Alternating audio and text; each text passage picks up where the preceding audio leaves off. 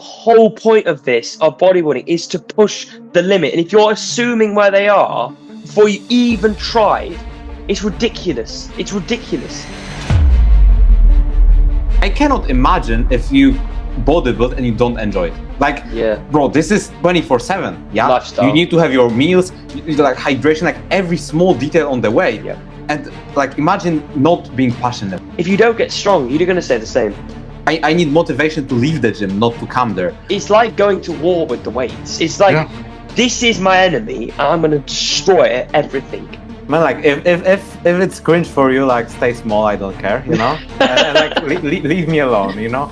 In that set, when we get the headphones on, in that RDL or deadlift, there's no thought. It's just pure attack. It's just 1, 2, 3, 4, keep it going until it stops moving. You're just thinking, let's keep this fucker moving until it stops. Then I'm approaching the Cybex, and I'm like, okay, it's time to switch it on. You are enjoying it and you're smashing your training. That is the most important thing that's going to drive you to success. Not what some cunt on Instagram tells you to do, you know? One shot. It's more than just training. It's so deep. The thing that works for you is the thing that you enjoy. There's no reason for you to leave anything, in any form. There is no missing there. Like, you need to put some mental, like, effort before the set, visualize it, that you are capable of doing it. If you half-ass this, you're not going to go very far. And you're going to stop and you're going to quit, and that'll be it, and you'll be done. Those minute things make the most difference. You know, when I do RDLs, I have to wear the same trousers and the same hoodie.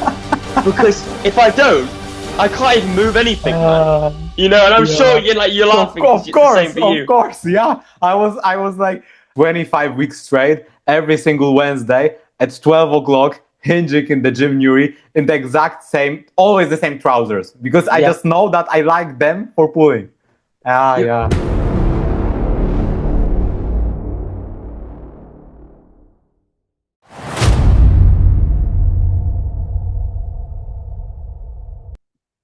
Yes, guys, welcome back to Meathead Mentality. It's your boy MUNGO Mammoth, and today we've got a very, very special episode.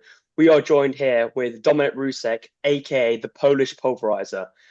Dom is someone I've followed on social media ever since I first started training and posting on social media, and very, very passionate about training, you know. And today, guys, we're going to be talking all about training. We've got loads of topics to run through, everything you can think of, and yeah, I can't wait to get stuck into it. I'm just going to let Dom introduce himself to everyone who doesn't know him. So Dom, just give us an introduction to who you are and everything about, people need to know. Yeah, thank you very much for having me on. It's really a pleasure. And I really wanted to do a podcast at some point. You give me the opportunity to do so. So yeah, I'm Dominik. I'm from Poland. Just turned 20. I've competed in WNBF in last year of November. So came third in my class in teenage bodybuilding, which was very stacked lineup. So we can dive into it later. Besides that, of course, I'm an online coach. I also do a PT, and since September of last year, I live in Ireland. So quite a lot has changed, you know, moved completely on my own. And here we are now, you know, obsessed about training, obsessed about the process. So I feel like we share the same passion with MUNGO. Exactly. So it will be a very cool chat, that's for sure. And that's probably the only thing I can promise you. That will be a good chat because we for sure have some difference of opinions, which is nice. Because then we have some point of discussion. But I would say that the base of the pyramid is the same. So we love to train cards. So yeah, let's get stuck into it. Absolutely. I think what Dominik said there is that the foundation of this is passion, right? The passion to just go at it every single day. And there's obviously going to be differences. I mean, no one's the same, you know. Look at the bodybuilders throughout, you know, history. I mean, everyone's had a different training approach. You know, Ronnie is completely different to someone like Dorian, right? Yeah. But they still basically got to the same end goal, but very different. But had that massive passion, you know? Yes, exactly. There's so many ways to skin a cat in this game. And for me, as you said, the passion and the intensity is everything I care about.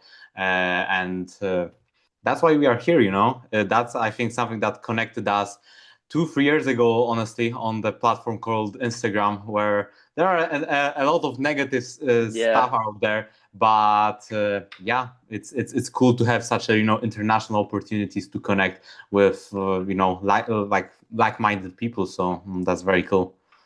Yeah, I mean, absolutely. I mean, the problem is about social media now is it's so saturated with so much just different shit, you know? Yeah, And to find someone who is passionate about training like that is it's very rare, you know? I mean, yeah, that's man. why, I mean, go on, Yeah, Dom. go ahead. Okay. I'm just saying, like, you know, the fact is, like, I find other people who are passionate about training, but they're not in England, you know, it's in Poland or it's in America or it's in Brazil, you know, it's all over the country, all over the world, you know? It's hard to find people nowadays, man. Yeah, and you know, it's like you post anything, and like whatever you post, it's wrong in someone's eyes. Yeah. And for me, it's man, like you cannot post training right now, because when you post training, when you train too like very hard, there will be people like, oh, your technique is bad, Yeah. or your tempo is bad. Then you post something like even ideal technique, oh, we are not training hard enough. I'm like, guys, like chill out a bit, chill out, Yeah. like I'm just sharing my training, you know. I'm having Yeah. fucking time of my life in the Yeah. gym, and you know, and someone is like saying, "Oh, you didn't post the hack shot on the bottom." I'm like, "Yeah, Yeah. thank you for the comment. Yeah, boost my, you know, engagement." So Yeah. You just got to see the positive side of it, haven't you? Because, like you said, Dom, there's just so much. People have this authority to comment on others when they haven't done anything themselves. That's the biggest thing. You know, you see people. I mean, I've seen people comment on, you know, massive bodybuilders, telling them this is wrong and everything. I mean, who the fuck are you? You know, yeah, how can you tell someone who is the pinnacle what to do?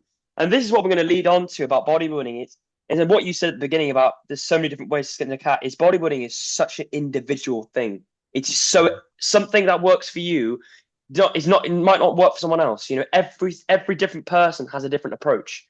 And if that brings you progress and that brings you enjoyment, and enjoyment is the main thing at the end of the day, if you are enjoying it and you're smashing your training, that is the most important thing that's going to drive you to success, not what some cunt on Instagram tells you to do, you know? yeah, exactly. The enjoyment part is so crucial.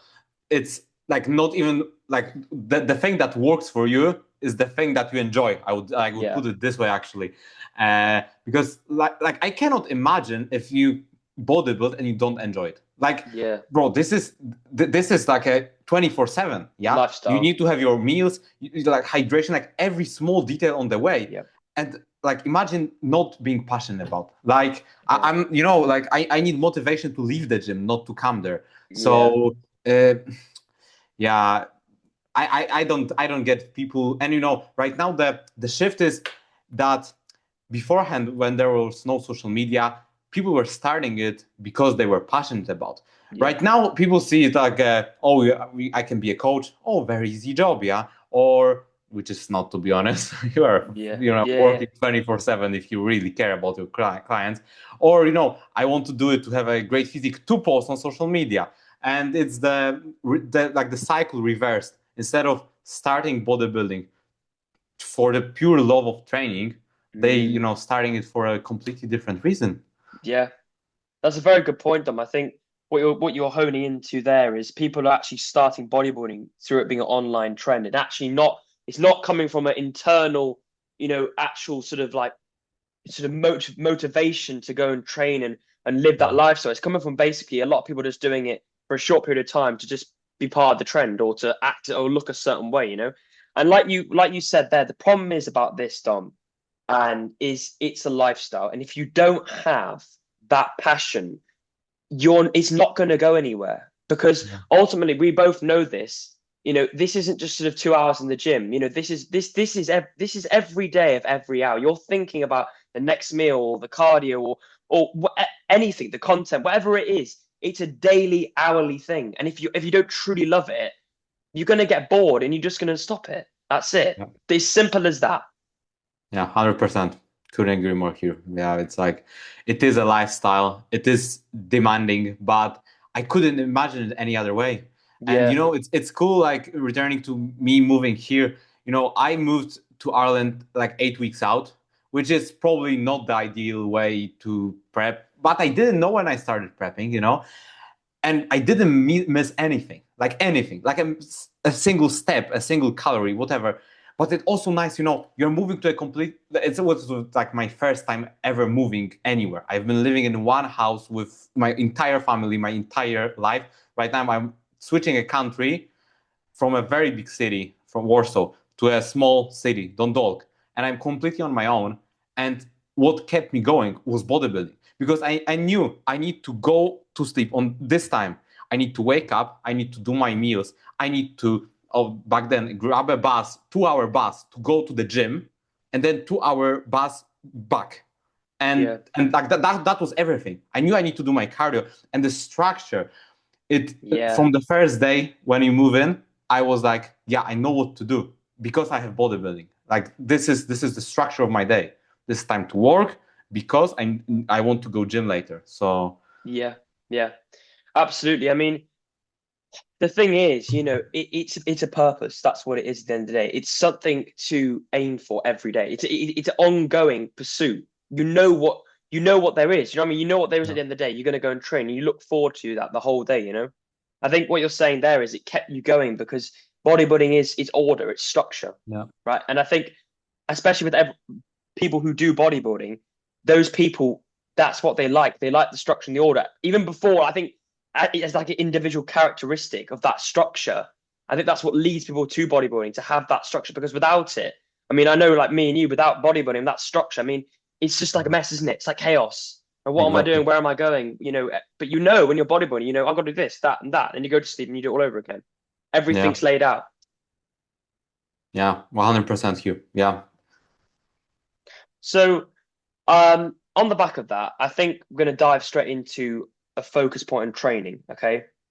So, I'm going to ask you, Dom, what actually causes muscle growth, right? Because there's so many different things nowadays. Is it training with extreme precision? Is it volume? Is it intensity? What is it? What do you think which creates the most muscle for bodybuilders and individuals? So, of course, it is a combination of all the factors that you just said and Yep. probably 100 more.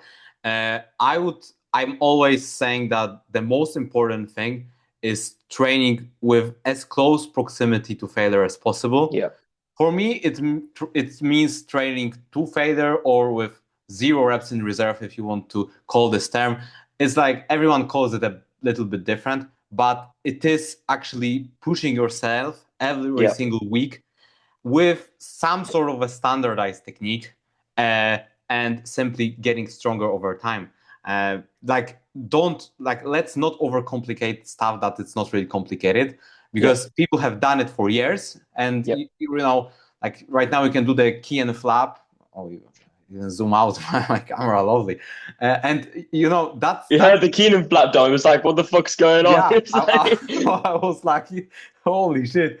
But like don't like simply we cannot overcomplicate stuff. Of course, then it's like you cannot do 1 set per week, because even if it will be like balls to the wall, like that's not enough of the stimulus, yeah. But like in a simple term, train as close to failure as possible with a good standardized form and get stronger over time. Eat well, and you will be growing, man. And yeah, if you are not growing, there is not a chance, or you are not just training hard enough. So yeah. I mean, that's a very good set of like pillars to create muscle growth. I think the main thing is, I think what if you like bundled it here, and those are those things, then you got something which is like sort of fueling that fire, it would be yeah. effort, right? Oh yeah. Because with effort, you don't have to have the best, the most precise, like best quality food or the best training spot, the all the fancy machines. If you have like an undeniable, relentless effort Yeah. that can push past anything. Do you know Yeah, what I mean? Like you don't have to have, I always call it intensity of effort. Like yeah, when we are like speaking about like approaching failure or whatever, that's not like, because in like powerlifting, intensity is basically the amount of load you're moving, yeah, and it's very volume is different. Yeah, basically the amount of reps. So like in bodybuilding, it doesn't really matter. Like I don't care if you're lifting 1 plate or a 4 plate on an RDL. If your intensity of effort is is like there's no rep more. You have my full respect. I Yeah, don't care how much absolutely. is on the bar because we Agreed. all started someday. Yeah. And I remember when I was doing this kind of weight, and yeah, people were like, "Hey, what are you doing here? Like 50 kilogram skinny bitch." I'm sorry. And yeah, but that's the reality. But I was training hard because that's basically what got me into the gym. You Yeah. know, it's a bit of an interesting story with myself because I know your story, and you've told it for a few times where you were bullied in school. Yeah, I was always a super confident guy, like maybe even too confident, and Really? yeah, and you know, uh, so in Warsaw in Poland, after an 8 year of a middle school, you move to high school, so you change the school for last 4 years. And I've moved to a completely different school. So from a public school, I moved into the International American School of Warsaw. So like a very also prestigious school, and you know, it was not really in my environment. And there was a lot of sports for me going on there. I was running, I was there jumping. It's like, you know, the like a bit of a bigger BMX. So there was a lot of stuff going on, and I got extremely skinny. But that was never a problem in my eyes. I was like, and in the like the deepest trenches, I was 50.0 kilograms at 180 centimeters of height. After the podcast, I can send you a photo so you can pop it here. Really? That's Yeah, crazy. And because how old were you? How old were you here again, Dom? How old were you so in this it point? was man, so it was 5 years ago. So I was just turned 15. Okay. Yeah, Yeah. so around that time, and yeah, and we just had like a normal, you know, PE session in the gym that we had in school, and I was like, this is what I want to do for the rest of my life, and I've got very serious very quickly, which is cool because, for example, I have every single workout log booked since the first week of training. So So cool. I That is know cool. that today's session is 1106, and I can go back. And for example, I even checked a few days ago. Man, I couldn't bench a bar when I started. An empty Really? bar. Yeah, I need to start with a dumbbell press because we didn't have a female bar in school gym. So Really, Dom? yeah, That's crazy, man. yeah, it's ridiculous, isn't it? That is crazy. That's Mhm. really interesting. I mean, I think what the main thing I just found just absolutely just incredible. I think a lot of people listening will find that is how you've got every workout logged. That is so cool, Yeah, man. That is so cool. but like actually on vacations, every single workout was logged. So before I was using an app, I think it's called Strong.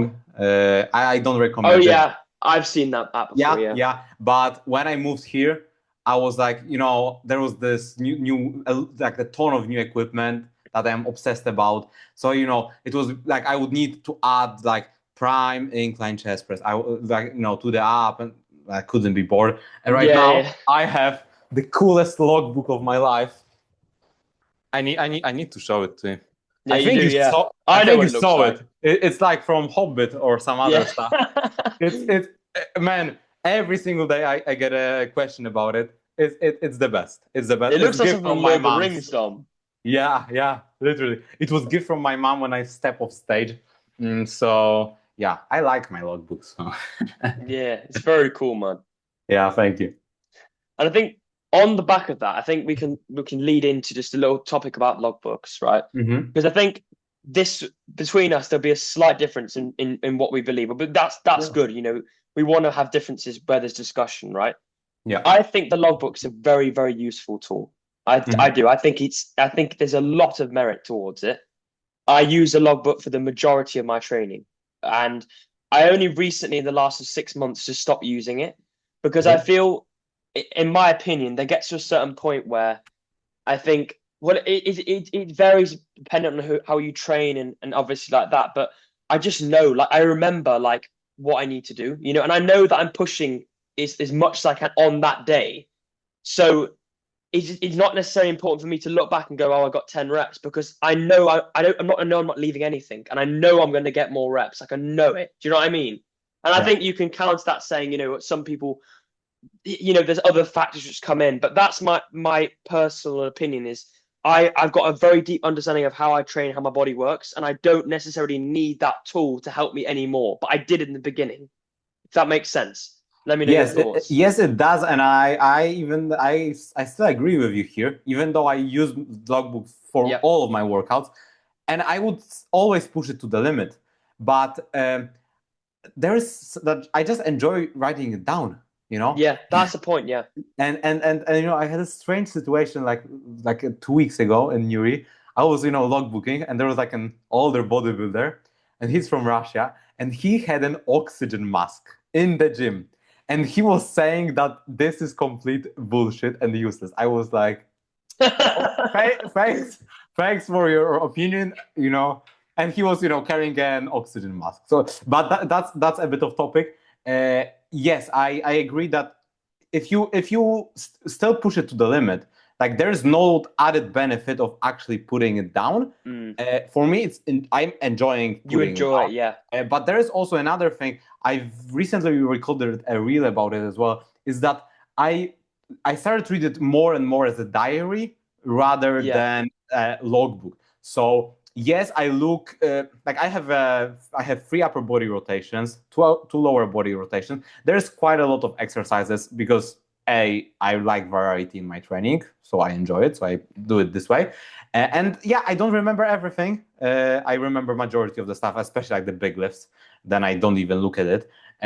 But I treat it more as a reference point. So let's say, okay, I was maybe on the bit of a lower rep range side, so I don't want to increase the load yet today, but I will not look at the reps, and I will give it my everything I have on the day. Yeah. And sometimes, and most of the times, that the magic +1, as people like to say. But sometimes it's not. Sometimes it's a rep down, and like when we are pushing it so close to the limit, you know that even if we always switch it on before the set, but you know that there is days where you don't feel for like example, it. I had it on the hack squat like last week. It like the warm-up felt very light, and I was like, okay, let's put the same weight and just get a rep or two up, and I didn't switch it on, and I regressed by rep. And yeah, I did. I gave it my all, but because we train with such a high intensity of effort and like the mental arousal around absolutely, the it's normal that sometimes something will slip. Yes. Like sometimes I mean like one set per week probably. Just more or less, it's just an estimation for myself. But yeah, I feel like if like concluding this topic, if you are actually training very hard, like as we do, this is probably not needed. I enjoy it, so I do it.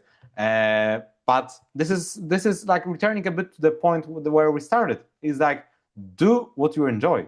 If you enjoy manipulating resistance profiles on your prime machines, do so. If you don't, just load the fucking middle pack, but not the bottom one. Yeah.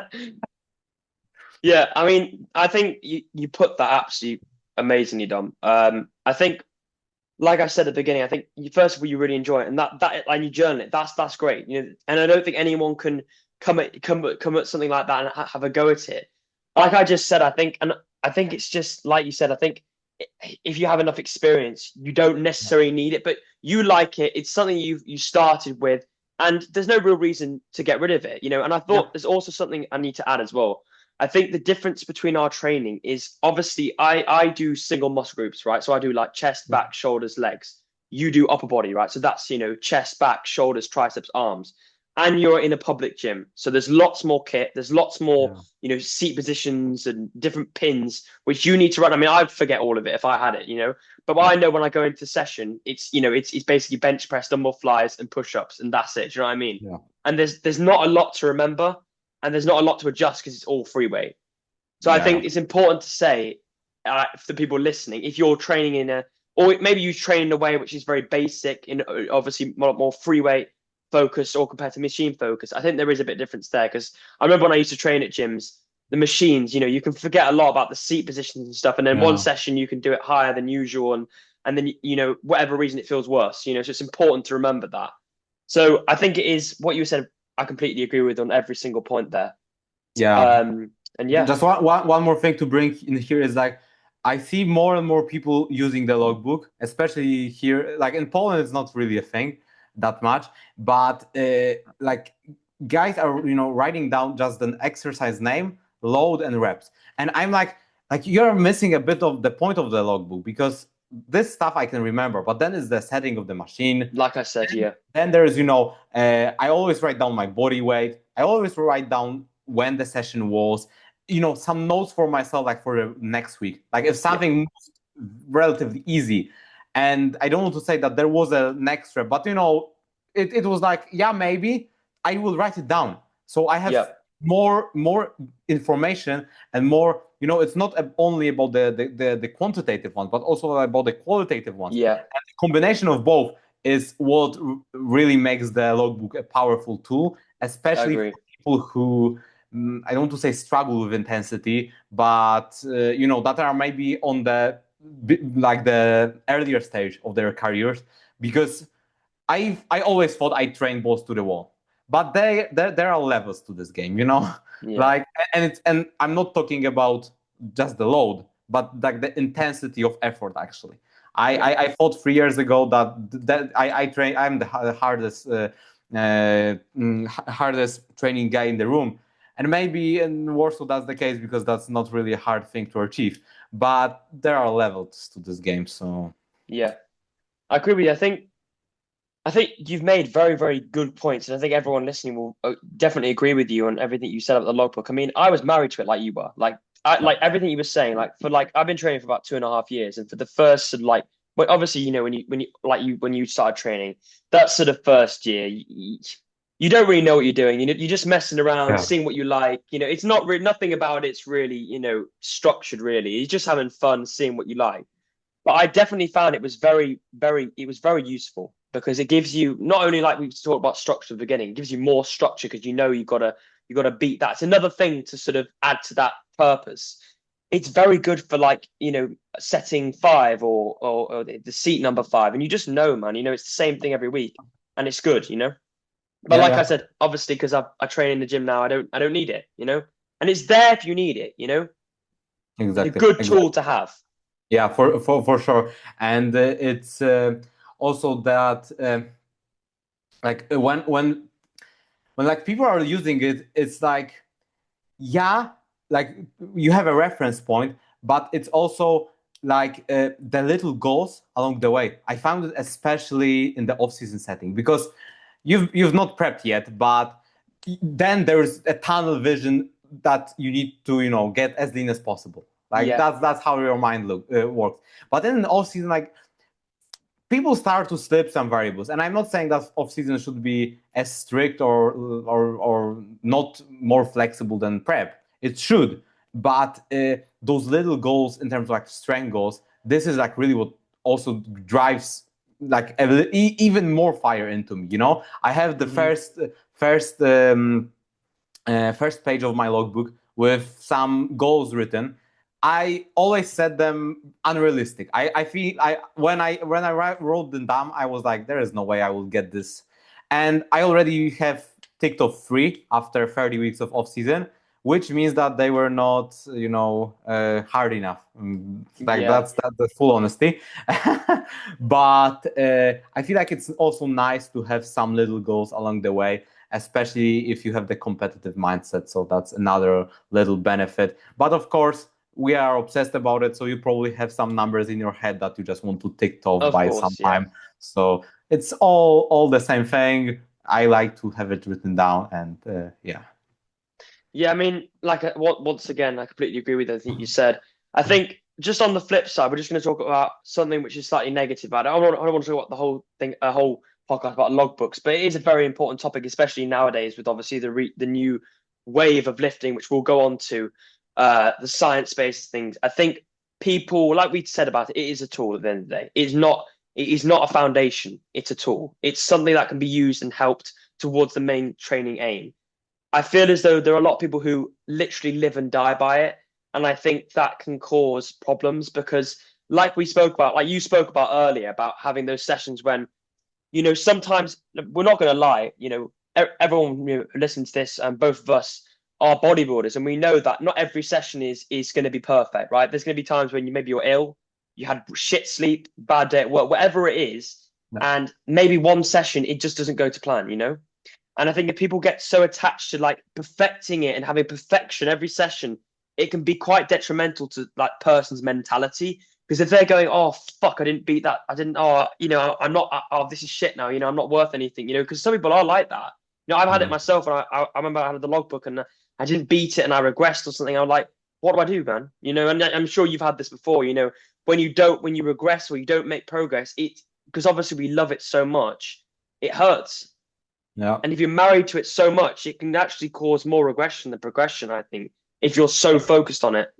And I think we are returning to the point, and it takes the enjoyment out of it, you know? Exactly, yeah, because it becomes so binary and so, you know, quantitative, you know, Yeah, exactly. and you don't see training for what it is, and that's something that you enjoy, and it's about giving effort to, you know, it just becomes numbers and settings and everything, you know. Yeah, and you know, and people feel like the muscle growth is the plus one in the logbook. Like it has nothing to do with muscle growth. Nothing. Yeah, Absolutely nothing. You can do a completely different set and not have the plus one written, and you will still grow. I promise you. It's not the plus ones in your, you know, lovely or less lovely logbook. It's just the intensity of effort. And yeah. if a logbook is causing you PTSD, Did you which see is, that reel, Dom? Did you see the reel by the? of course I did, of course I'm referencing it. Yeah, They're all gonna come for you now, Dom. They're all yeah, gonna yeah. come for you. If it is, then probably throw it away or burn it. Yeah, it's just a tool. Yeah, absolutely, yeah. So moving on from that, I think we're going to get into something which obviously has been, you know, a main focus, you know, topic of training for many years, and that's training to failure and everything. Okay, and you know, obviously that's been, I think, training to failure has been around for so many years now, you know, and but I think recently it's only started to be challenged. You know, I don't think if you went back into the 90s or the 80s, I don't think reps and reserve was even a thing then. I think this is a modern thing with people who aren't really passionate about training, trying to get the most out of the least. That's what I think it is. And I think we should talk about that because I know we both train balls to the walls, you know, and everyone will know that watching if they watched our training. And I think the thing is about training, Dom, is I don't see why you should reserve reps. I just don't see it. You know, I just don't see how you can go into a session and think, you know what, I'm not going to go all out. And then say you're a bodybuilder. Because at the end of the day, bodybuilding is pushing the physical and the mental extremes, okay? You know? So what do you Yeah. think about that? So yeah, I feel like it's like some sort of an invention to just make it easier. Yeah, Like bodybuilding is not meant to be easy. So exactly. Yeah. if and I, man, I will talk about this enjoyment all of the whole podcast. I'm sorry, but if you are not enjoying it, just I don't know, go I don't know for a bike ride or some, you know, Yeah, yeah. other sport that you may like. Bodybuilding is not meant to be easy. I don't understand why you would leave a rep on the table. Like for Yeah. me, in my mind, that's leaving gains on the table. Yeah. Yeah. Maybe the science is doesn't say that. I don't, you know, all the studies have one major problem. It is not conducted on people who train like us. Yeah. Like there's no such a study because I Yeah. was not Yeah. invited. So Yeah. that's and you know like I actually you probably don't know that, but it was like 3 years ago, and there was a bit of a science-based training like rise in Poland. It was Oh, really? not yet the science-based that we have, because right now when I think science-based, I'm like as far as possible from it, because when I think science-based, I think about this key and flap and all of that, you know, stuff. But 3 years ago, there was a little movement in Poland, and there was like, you know, some cable shorten. There was a lot of shorten bias for pecs for whatever reason. And, you know, I had I read even a few books about it. And at the moment, I was like, maybe that's the way. But I think I was just lost for like a month or two, you know? then Yeah. I just started training how I love to train, and yes, if you look at my training, somebody probably like majority of people would, in comparison to your training, they would say I'm science based because I use the resistance profiles and I talk about all of that stuff. Why? Because I just like it. It's something that I enjoy about my training. Like that's why probably I'm not a power lifter. If that would be only about this. But just that was a bit of an off topic. But I feel like people who don't train to failure are missing out. Yeah. And I'm like why? Like Yeah. I don't get it. Like why? Because like I don't see any benefit Yeah. of leaving reps in the table.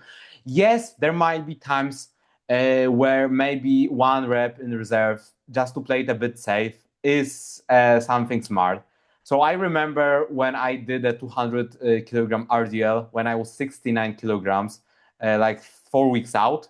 I probably had one more, Yeah. but it could probably break me in half. So I Yeah. just didn't take Yeah. it for more of the safety reason. Yeah. But like if you are doing some sort of isolation and you are Yeah. leaving reps in reserve, Yeah. like you have bigger problems than Yeah. bodybuilding in your life. Like Yeah. there's like I don't understand. Like Yeah. there is the fear element of a squat, maybe failing a squat, but still like Yeah. Yeah. I feel like training to failure or as close to failure as possible is the foundation of everything. Yeah. Like the frequency, the volume, it's all afterwards. It's all coming afterwards. Yeah. And I feel like this is the point where we agree the most. Yeah. Probably frequency is the one at the moment we agree, the least on. But training to failure is a Yeah. foundation of everything. Yeah. I mean, once again, Dom, I think you're absolutely spot on. I think the problem is, like you said, frequency and volume, that's an afterthought compared to, like we said at the beginning, effort. Yeah. Effort and intensity are the main drivers of what's going to bring the most progress. And I think what you said was interesting there about being, in prep and being lighter and doing such heavy weight. I think that's different though, because I think I completely agree with you, but I think that reserve is simply just down to a safety Yeah, safety 100%. topic. I think, but we're talking about people. When people talk about reps and reserve, these people are doing, T-bar rows, chest supported, and they're leaving reps in reserve. There's no injury. Nothing's gonna fucking happen. If you're Yeah, doing a 400 kg deadlift, okay, maybe I understand that if you've had problems. But if you're doing a chest fly, nothing is going to happen by leaving. You're just simply not trying hard enough, and you simply just don't want it enough, and that is it. You know what I'm yeah, saying? yeah, exactly. And it's funny. Uh, like the like something will happen to you. First of all, if you never train to failure and you train with 2 reps in reserve, you have probably 7. Because Yeah. you don't, yeah, like how you You don't are know the supposed to boundary. train with reps in reserve if you don't know what 0 reps in reserve or failure is. Yep. Like that there's no like such an estimate. And as I said, there are levels also to this game. And 2 years ago I thought I was training like always to failure. Right now I feel, and it's not about the load, it's still about the intensity of effort that I'm just able to push a bit more. Yep. But also with the injury stuff, it's like people are like hilarious. Like I do my warm ups, and I've probably seen the like super rep on the prime flat press, and somebody commented that manual anterior pec. I was like, what do you mean? I had like a 3 second eccentric. I Yeah. controlled the weight on the bottom, and like that and Yeah.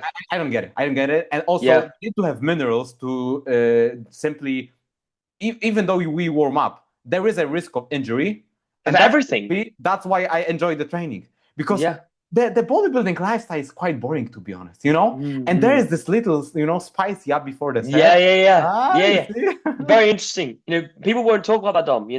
But like when you said about that great rep, by the way, great set Thank on you. that prime flat press.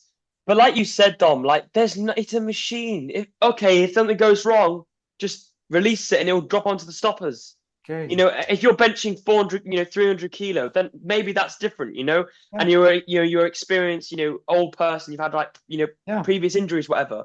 But if you are 17, 18, 19, 20, and you're not, 1 week out and you're pushing, just training, there's no reason for you to leave anything, in any form, unless you've had previous injury and if it's safe.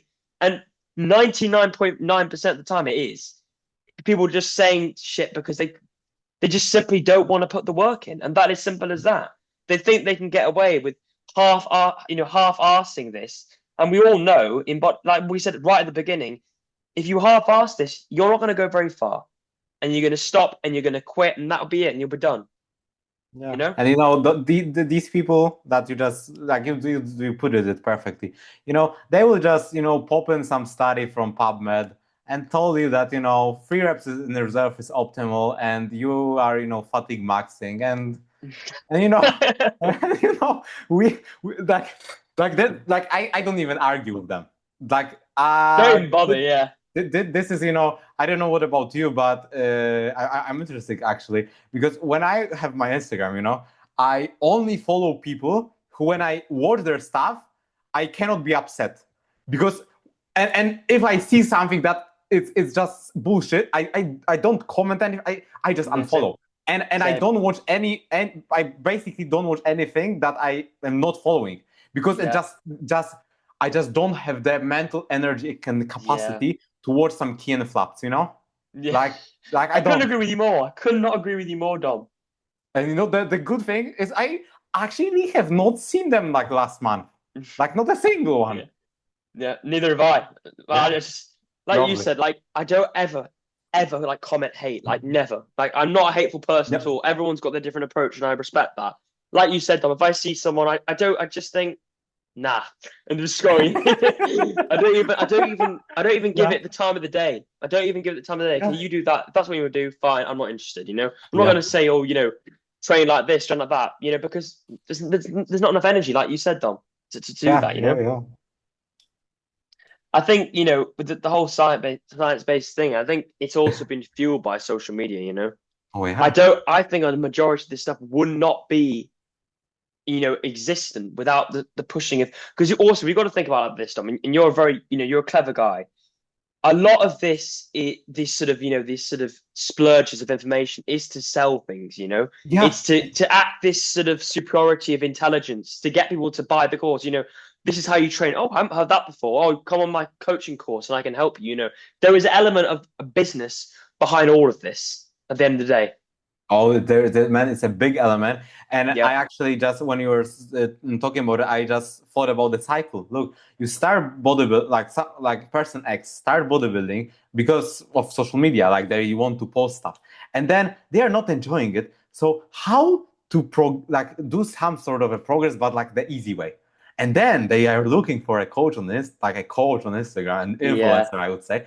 Oh, this is the new method how to train, and you can spend like 30 minutes in the gym like once a week, and they are buying Yeah. the program, and then they are posting the results and the training, and that's where we need to skip the reels and just trying to get in our that community that trains just normally, because I think Yeah. what we are doing, and it's of course a spectrum, but it's a normal training.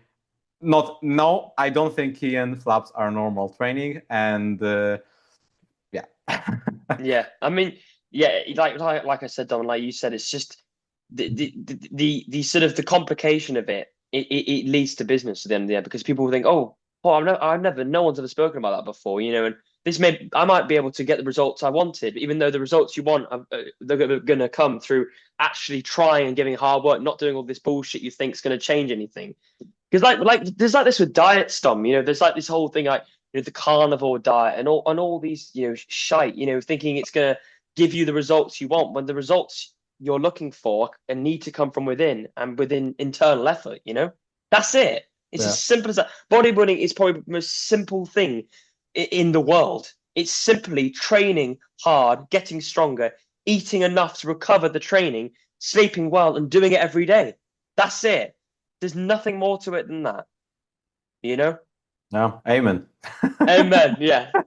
So on the back of that, I'd like to talk about something, and I messaged you this on Instagram, and it's something I've been seeing a lot recently, and it's something I also spoke on my YouTube, and that's 50-50 reps. So it very much leads on to what we were talking about, people not trying hard enough and reps in reserve.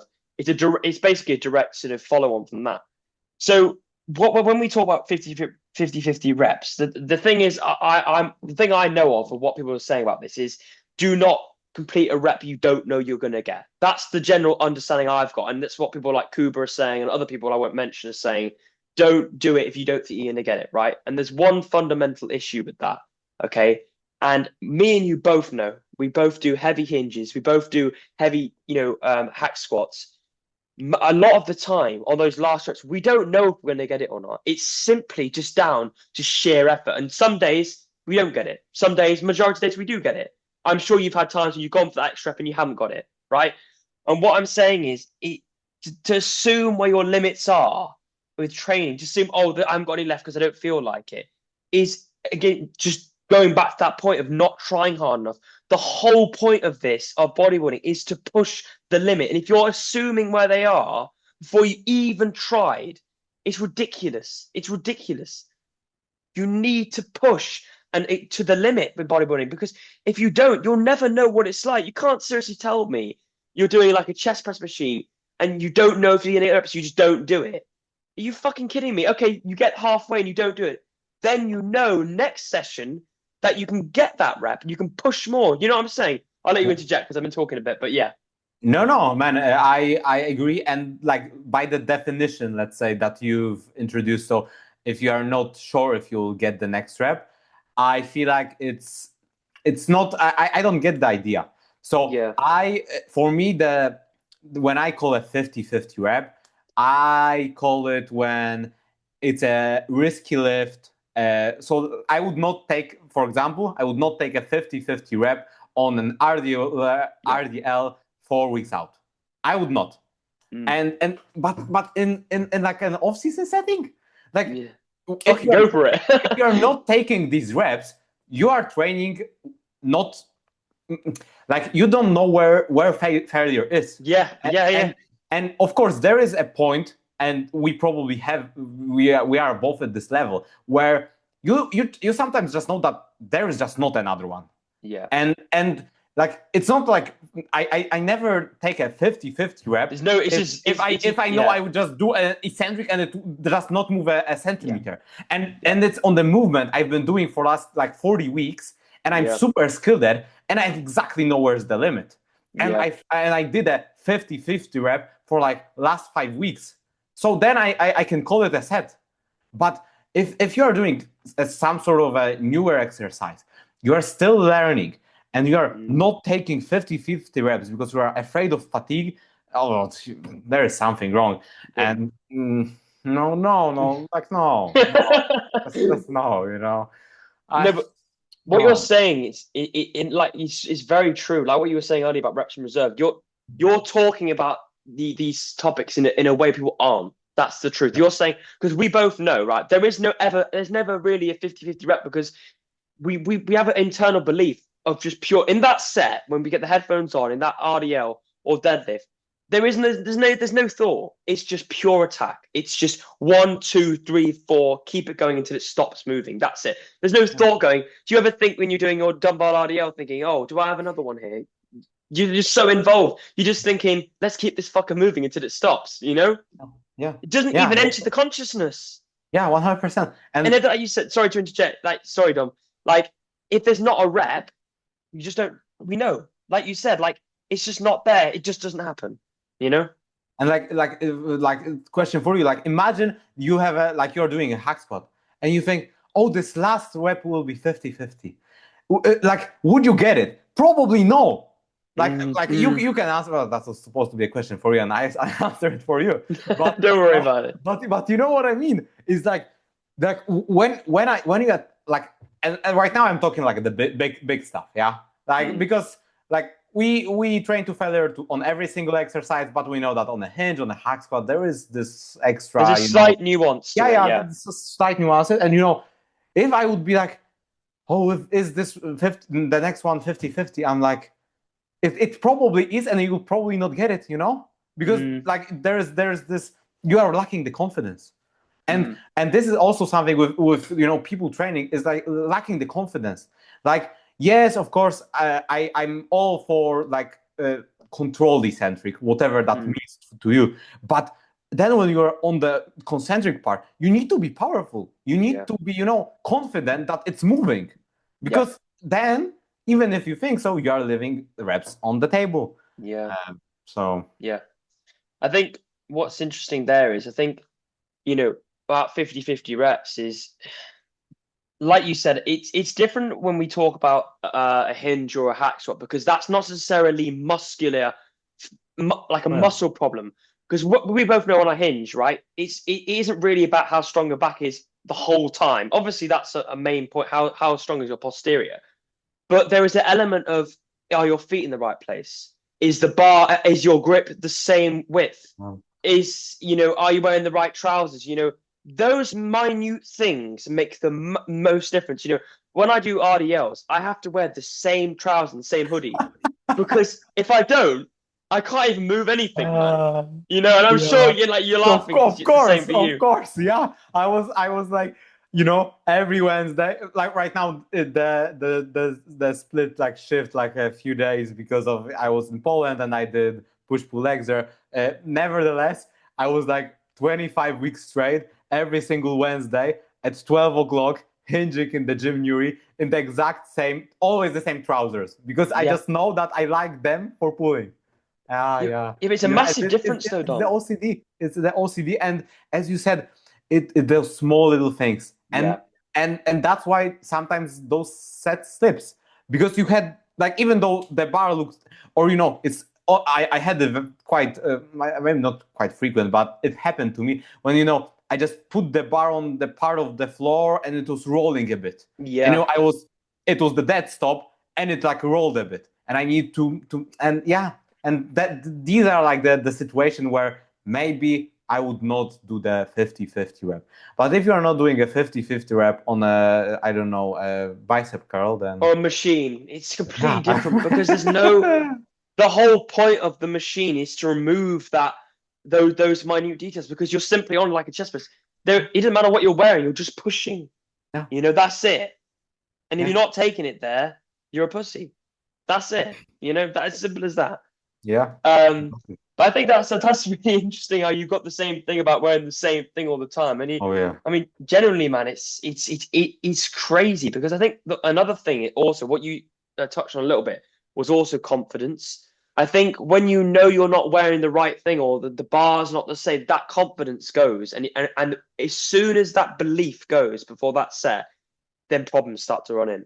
And this is something we're going to lead on to about mindset behind training. And you will have I'm pretty sure the same mindset towards this about envisioning sets, right? And being in that set before it's even happened. The fact is, Dom, if that set hasn't been gone through your head 100 times, what am I going to do? Okay, I'm going to go there and do that time, that place. It's been replayed, and you just walk in and you expect you're going to make progress because what we're talking about here is we're talking about big boy numbers, right? We're not just talking about doing RDLs to 12 reps and then leaving like 100 in the tank. The reps we do, a lot of them are simply mental power, because the body might be done. The body might be done, but if your mind is strong and it's clear in its goal, it can take you so far. It can take you more than you can even believe. I've done things that are like, fuck, I've got 5 more reps than last time just because my mind was in a better place, you know? Yeah. Yeah, this is a great topic and something that I am actually and no, no, not it's not about licking your ass. I genuinely think so that the thing I love about your videos the most is what is happening before the set, Yeah. like the mental arousal that goes into it. That and some people may not enjoy it. Good for Yeah. you. I don't care, but for me it's everything. Like, Yeah.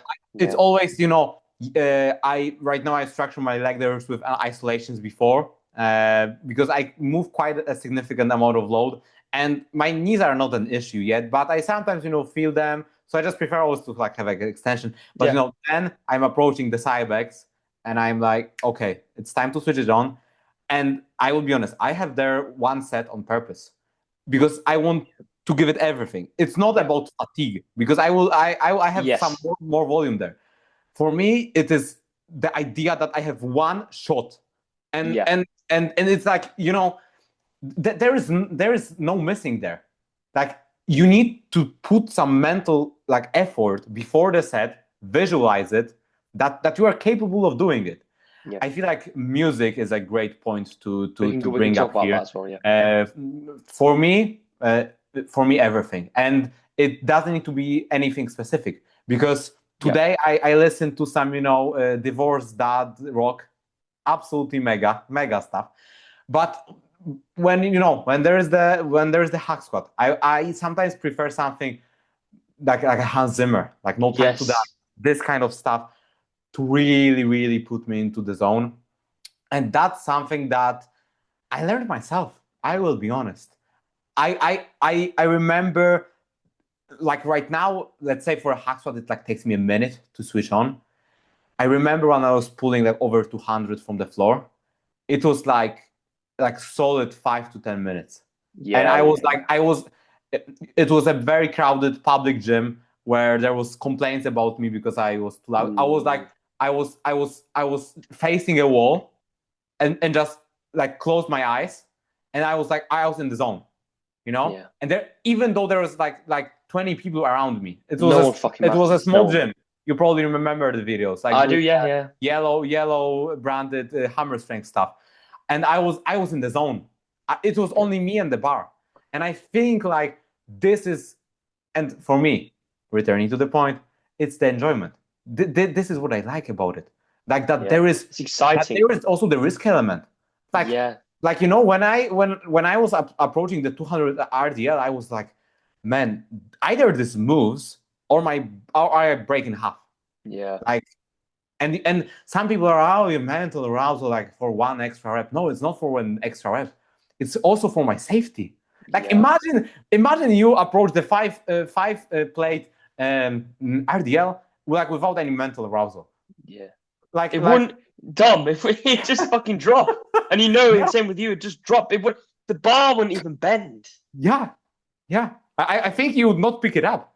No. Like, genuinely, I think so. That Yeah. like it would stay on the rack.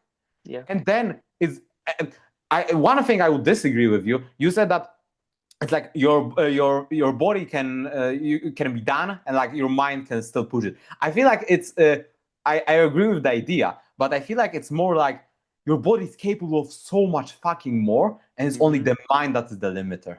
That's a very interesting point. I appreciate that, Dom. That's an interesting point. I think You know what I mean. So let's actually I do know what you mean, about what you said, like phrasing it a bit differently. yeah. But I don't think it's like the muscle, the body is failing. It's the mind. The failing mind too, isn't supporting and we the are body actually capable of. You probably heard like what about like mental arousal. What Eddie Hall did before his deadlift. Yeah. Like I think he was like imagining that like there is like 7 months as a psychotherapist, yeah. But yeah. his children underneath the car, Yeah, pulling exactly. it, yeah. And That just shows it, Dom. madness.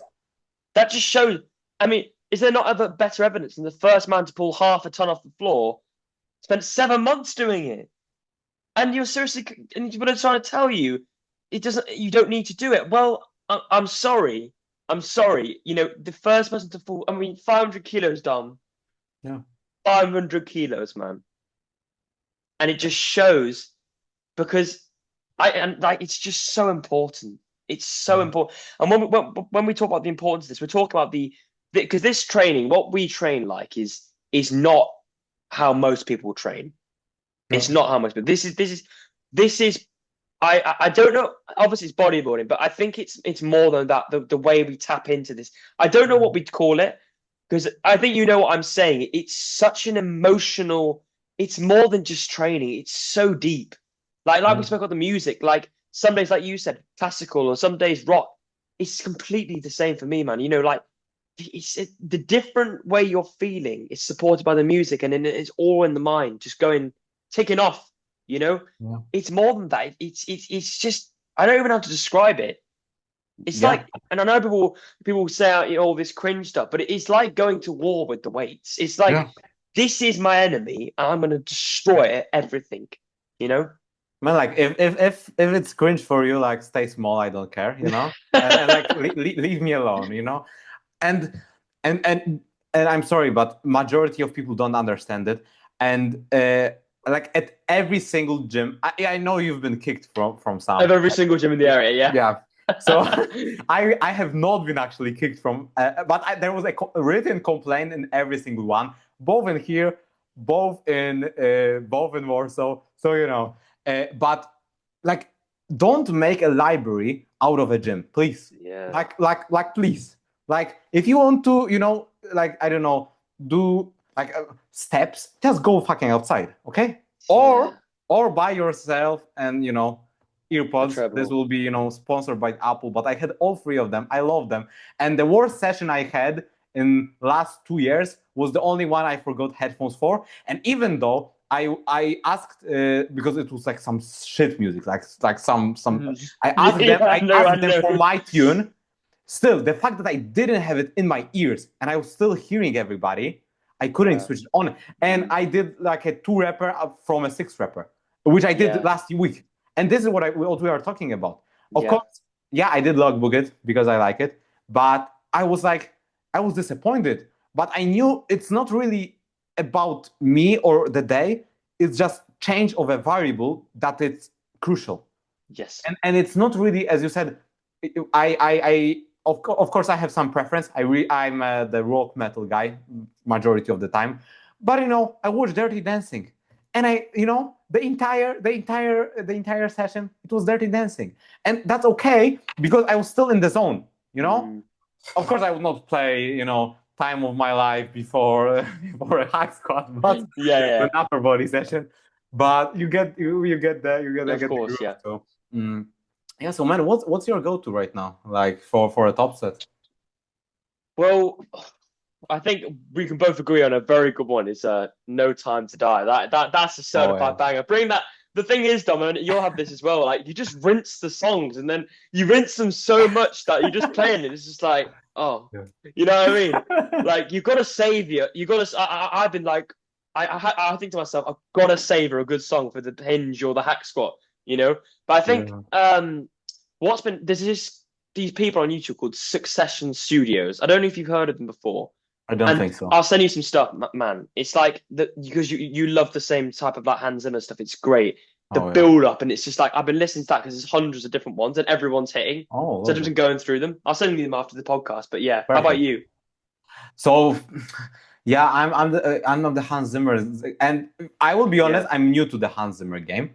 Like, very good. I love it. Love it. yeah, and I've also that's a bit of topic. I played guitar when I was in Warsaw, and I feel like the artistic, and I couldn't bring it here. I feel like I lost some artistic part of me, and I really Yeah, got into movies and like yeah. reviewing them. Yeah, just little stuff.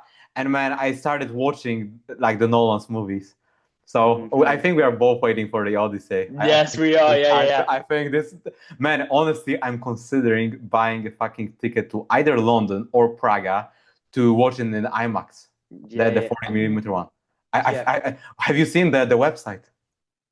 Oh, the Odyssey website. Yeah, and how's the format differ? Yeah, I've seen it. Yeah. Yeah, it's. I was like, No. maybe I will watch it twice. That's also an idea. But yeah, I feel like any Hans Zimmer but also I don't abuse it. Like I honestly, I will be Yeah. honest. I cannot imagine listening to Hans Zimmer the entire workout. No, because Like it that would loses be its. boring. That would be Yeah. boring. I put it before a bigger set. In terms of like the rest, for me it's important, as I said, to have something on. So even when I'm doing a bicep curl, yes, I don't like have a mental arousal minute before it, but even when I talk to somebody, as you could probably tell by this point, I love talking about bodybuilding and everything else. You can discuss resistance profiles, cream of rice flavors with me in the gym. I'm the most friendly guy there. Yeah. Like people are asking me why I smile. I was like, there is no reason not to smile. Yeah. But even though when I speak to someone just before the set, that's okay. For example, when I'm doing a bicep curl. But in the moment I grab the weight, I have earpods on and full, I am cut out from the wall. Of course, you don't have this problem because you have a home gym, which is, man, It, when I will be in England, the session is a must have. it is So a must, yeah. it is a must for sure. I need to try this hack. It looks very good. It's so good, Dom. It's so good. Yeah. It's heavier than the Cybex one. It's Oh heavier. shit! People don't Have you understand. tried the Gymleco one? No, I haven't. It looks good though. Oh, Very man, smooth.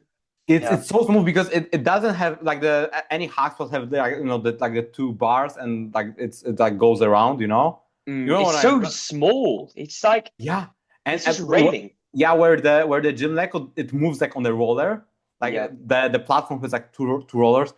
I feel like it's heavier than the Cybex, but I'm actually doing the exact same load, like Yeah. plus minus 2.5 per side, like approximately. So yeah, great piece, honestly. I like speaking about the pieces. I don't know what's your favorite, but what's your favorite brand of the gym equipment? That's a Oh, very that's a curious hard one, topic. Dom, isn't it? Because Oh you've yeah, got I know. It's like you have a like a preference, like Cybex is legs. I know the drill. I yeah, know the yeah, yeah. I But think I actually, I just want to say that I'm super impressed with Jim Blacko. Like, mm, I know that you're not the biggest Prime guy. I yeah, really yeah, like the Prime piece. I even, yeah. there was somebody like reviewing some equipment today, like Prime is overrated. And, I was like, maybe it is. But then I thought, what's my favorite You chess? like it, man. There's nothing wrong Yeah, with yeah, that. exactly. But what I wanted to say is that Jim Lakewood, I was like, when I was in Warsaw, I had only what is it called, Techno Gym, and a bit of Hammerstein. And why I was like, why Clarida is sponsored by the Gym Lake? Why not by Prime or something? And then I realized You why. see, It's yeah. it's so good. It's actually so good. So Yeah. I mean, I've only used one piece, and it was about a year ago. I don't know if you know the gym called the Physique Club. It's in Loughborough. oh It's yeah, yeah, owned by RuseK yes, in of course, Finland. yeah. I follow the guys. And I use the chest. You obviously use it on a regular basis. That Jim Lecco, the one like that. Yeah, And man, it was just like so premium. Like, yeah, I just thought I want this, man. The way yeah, it yeah. just comes in and that Yeah, and you know, I don't know what's the crack, but a lot of people don't like they feel like it converges too much. I'm like it converges perfectly. yeah, Man, have you used the flex? no, never. So I, if I would have a choice and had a unlimited amount of money, I would probably go with the flex because it's not the old OG. But man, the gym like as a second press of the day, it's great. But man, the 3 plates per side on it is the goal. And I'm It's on two and a heavy as half. fuck, Dominic. I, That's I'm heavy. I'm on the 2.5, and it's getting very very heavy. I Mm, also to make it work, I feel like that's a good like also thing to mention about training and like logbooking is like the consistency of the setup, but also not only what you can adjust within the machine, because on the Gymlec one you can only adjust the seat height. I yeah. like to tweak them to suit me because I am Mm, a believer that there's one machine like hundreds thousands of organisms and how it's supposed to suit me. So I play around it with a bit. So I have the seat on the maximum height, but I shift my hips a bit forward, not to make it more decline, but in the full stretch, actually, like this is what is happening. yeah. So when I shift my hips forward, it is a bit better. Then I thought, okay, but if I'm shifting my hips a bit forward, then I have this big gap below my lower back. So I grab the ab mat, the one for crunches, put it there, and it's fucking perfect. And Yeah. half of the gym Nuri is using the same setup now. Yeah. Like my boy Patrick over there, I don't think he will listen, but I will DM him this part. Yeah, he uses the same setup, and he's coached by Matt, the IVB Pro, and he's like, yeah, Dom, but with the training stuff, I really trust you. I'm like, oh, thank you. Yeah, yeah. No, but I think what you're saying there, I know some people would like to on like especially like that sort of chest press to like keep really straight and like push like that. But I've like you said, I've always found it to like have that be really like a Yeah, powerful back and just drive forward. It feels so much better, so much yeah, better. yeah, You know? exactly. It's like the same way like you set up on a dumbbell press. Like Yeah. it's uh, I I don't do. I will be honest. No free weight presses for myself, and I don't know. They don't work for me, That's fine. No, no, I'm not going to and shut you I'm down. like, and and I will be honest.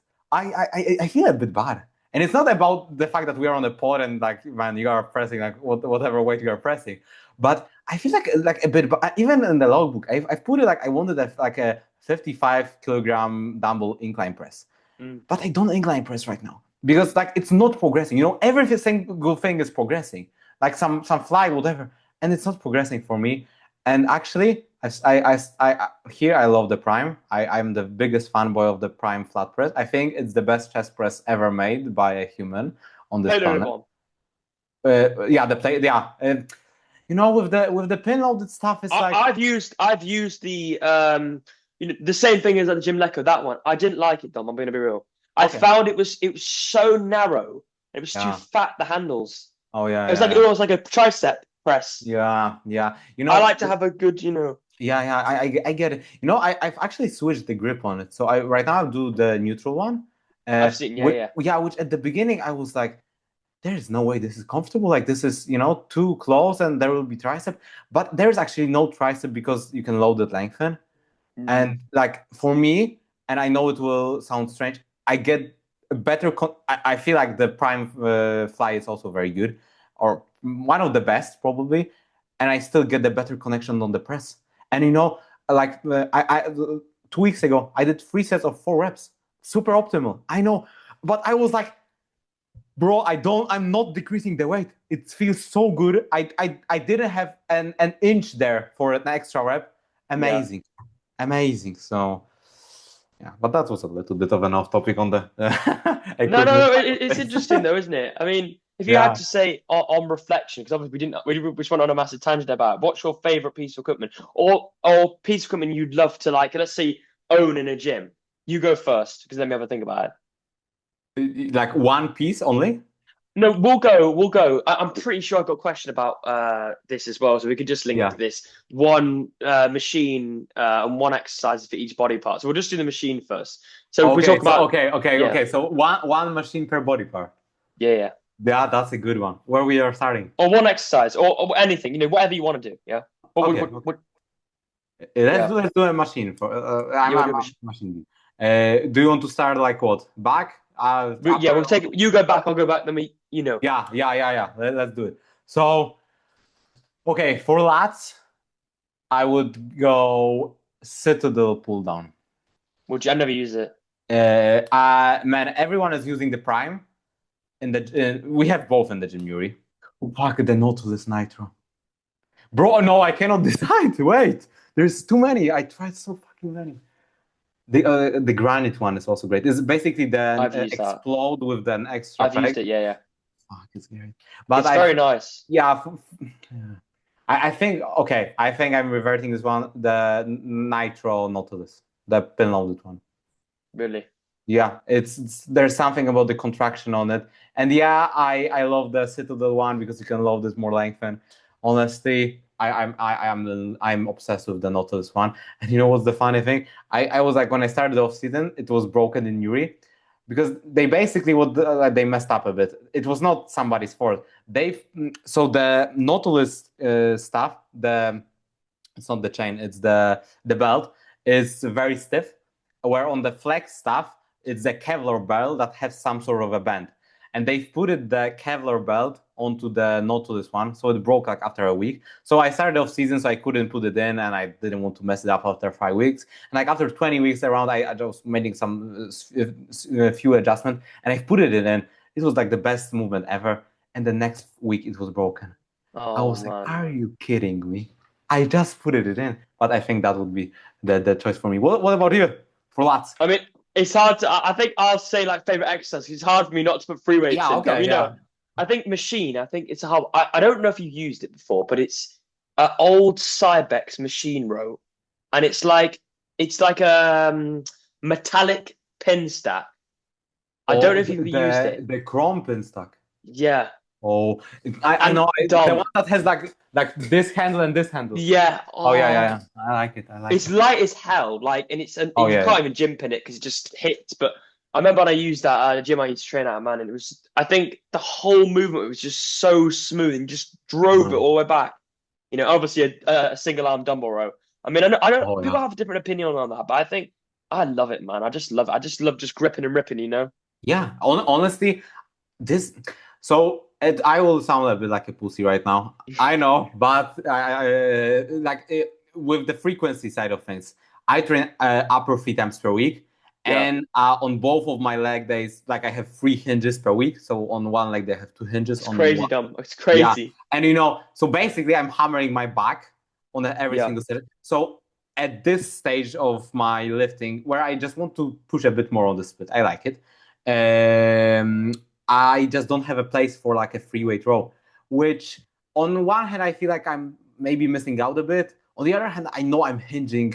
I have you're very getting a heavy load of hinge reps and patterns. So simulation I'm from like, that. it's kind of leveling up. But yeah, single arm dumbbell rows are honestly my favorite free weight back exercise of all time. Um, Yeah, they're so good, no, especially yeah, with the good it's dumbbells. oh yeah. With good dumbbells, yeah. I mean, like you said, them. I think just a quick side note because we'll go into this more about frequency and volume of it. I think that's a massive thing in training. Is obviously we differ massively in our splits. So Yeah. obviously, because I only train back once a week, that session I throw everything in. So this barbell rows, a free weight T-bar, free weight Yeah. dumbbell, everything free weight, and just can't walk for a whole week after. But I get a whole week to recover from that. You see, so the difference with you is like I can definitely see what that point of because I know like if you had a double row and then you had to do a hinge again, you would just be smashed. Yeah. Because like that's what you're doing and that's what's working for you. You've got to adapt that to obviously the exercise selection because it's so important, especially with that lower back loading because it just shatters you. And obviously we both know that you've got to put the exercises which work in that split. Yeah, yeah. As you said, it's a completely different style of training in terms of Yeah. not the intensity but the exercise selection. Yeah, Because yeah, yeah, like as I said, I'm in some way, shape, or form hitting my back every single day, like when I yeah. train. So I've actually pulled out the stiff leg for right now, and this is the replacement for The the dumbbell. dumbbell SLDL because the moment of pulling off the floor is so demanding for my upper back that hitting upper back the day before, like I'm just trashed. Like Yeah, and it's and gonna pull on the rear delt and the trap yeah, and everything. exactly. And I know that there will be a time where I will just so strong that I will switch to some sort of a hybrid, probably something like a push-pull legs, uh, and then yeah, full blast. Man, you remember the attachment I sent you like on that I tried in Warsaw. Yeah, yeah. And I sent you some. Man, it felt so good. I missed actually like this grip and rip. Right now, I just don't have a bit of room to play around with it. Same with the amount of volume per hinges. So, on the gym leg RDL, I go very, very heavy. It's actually one of the heaviest belt squat I have ever used. So I'm on 7.5 plates now. And like over a year ago when I was trained by GP gym, I did over 8 plates on On the the pit pitch shark. shark. The pit Yeah. shark is, bro, the pit shark is Like, like fucking light in yeah, yeah. comparison to this one. And man, I just do one set. And the next day, Mm, my erectors are fried, like absolutely fried. yeah, And yeah. so yeah, I just need to be maybe a bit smart and cautious about that. Yeah, that's why you would not see me like do trolley drop sets for like my chest or stuff like Yeah, that yeah. because I sometimes press in 48 hours, but it doesn't mean I don't take 50 reps. Yeah, There's yeah, a yeah. I rep, think, yeah, yeah. okay, but I don't do any stuff on top of that. So I think that's something I think people sort of misconstrue is if you're doing a high frequency split, and I've done high frequency. I did upper lower for a long time. Necessarily that with not training hard is not true. It's just different. I feel like I do a lot of drop sets. I do I do 100 rep sets. Do I that, think that's going to cause more muscle growth? I don't know. I just do it because I love it. That is it. Like if people, come on my training, and go, why are you doing this many reps? Because I'll tell you now, I'm planning on doing 1,000 rep leg press live stream in the next few weeks. So I'm yeah, sorting that all out. So that's going to be crazy. no, But it's no, this should be a pay-per-view event. yeah, yeah. It's just it's all about like going straight back to it, Dom. It's all about enjoyment. I don't think doing 30 sets of back is going to do more than 20, 15. I don't know. I can't tell you. I just love doing it. I love just exerting myself. And that's it.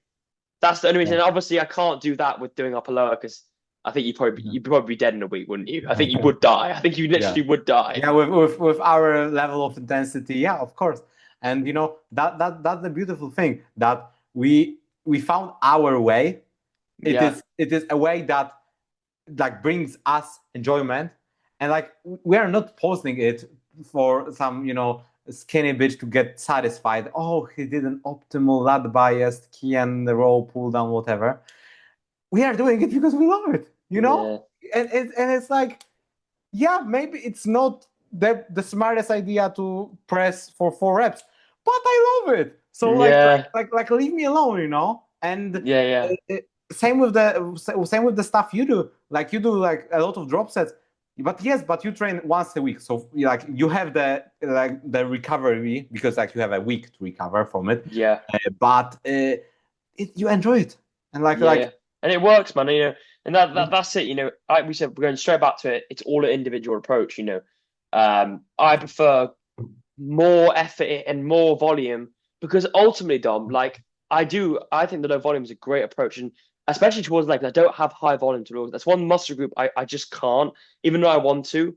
And I know we've spoken about this before. It's like it's just not possible. Like in a hack squat, after 3 sets, man, it's just done. And if you doing more it's just pointless because how hard we train, there is nothing left. You can't get in the zone, first of all, so you're not even there. And second of all, your quads are just done. So you get to the bottom and you're fucking shaking and all over the place, and there's no point. And this is what I would call a junk volume, Not anything above 1 set per exercise.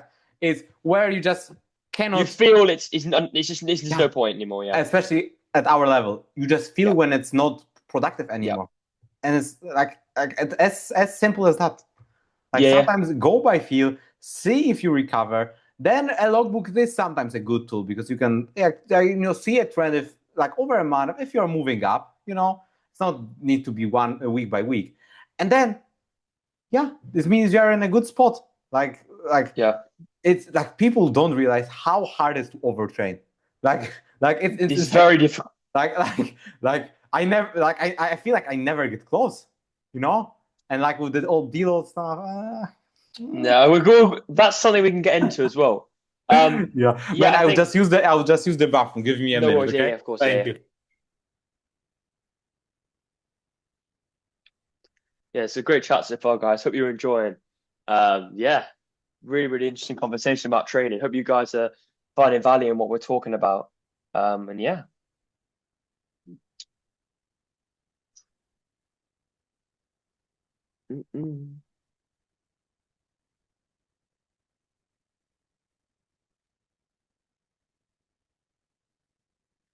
For anyone watching, let us know what your opinions are on what we're speaking about. What your splits are. What's your opinion on volume and intensity? Let us know because we'd love to hear your different opinions on what we're talking about here. Because obviously it's such an interesting range of topics training. So throw them in, guys, to let us know what you're doing, what your opinion is, and be interested to hear. There we go. No worries, Dom. I drink like a mammoth, Yeah. What the fuck is? Do you see me or?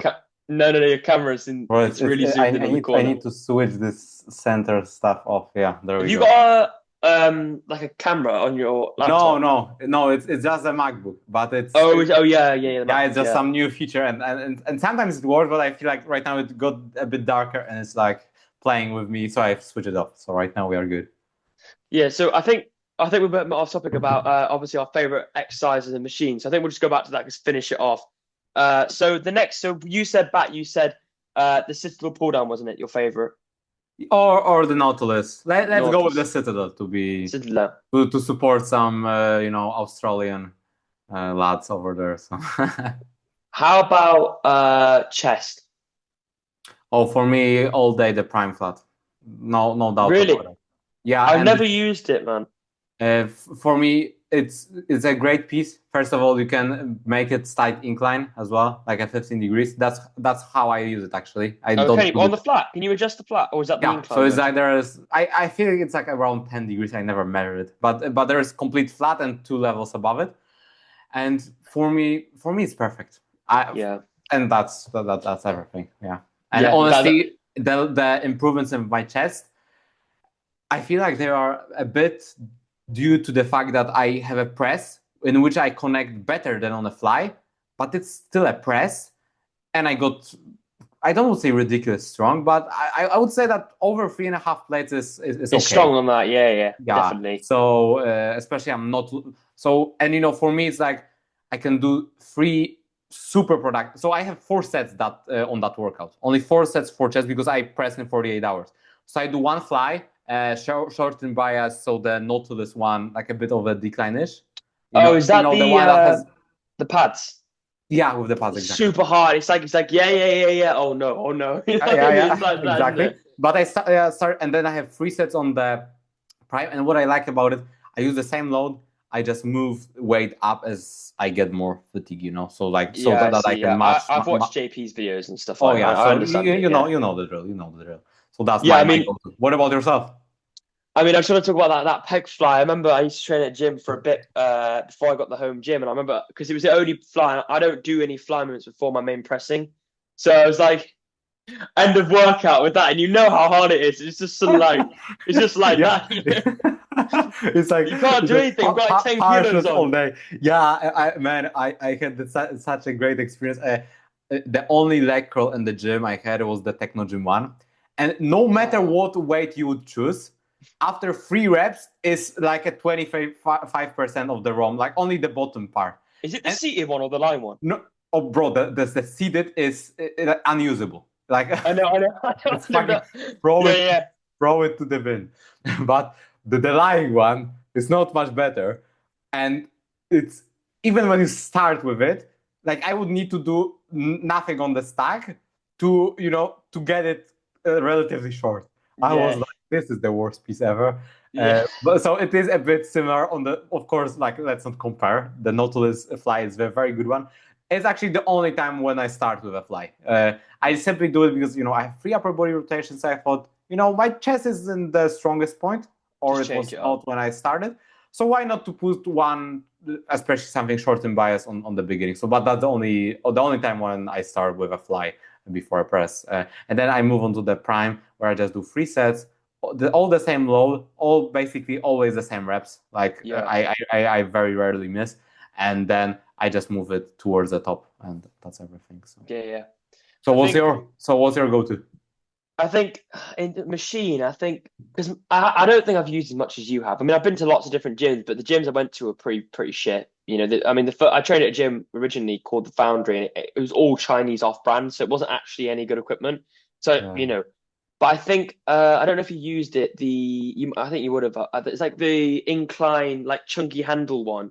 Like I think it's HD. It's like a copy of like the Nautilus Explode. Yeah, I think it's just the explode, the Nautilus. I like that. I like the neutral Oh, handles. Just like it. I think it's really smooth. I actually have not used this one. I I, It's really I, nice. I use the Chinese replica of it, but I not Have have you? used the original, so I would not judge it based on. It's it's much better than the flat one. Much better.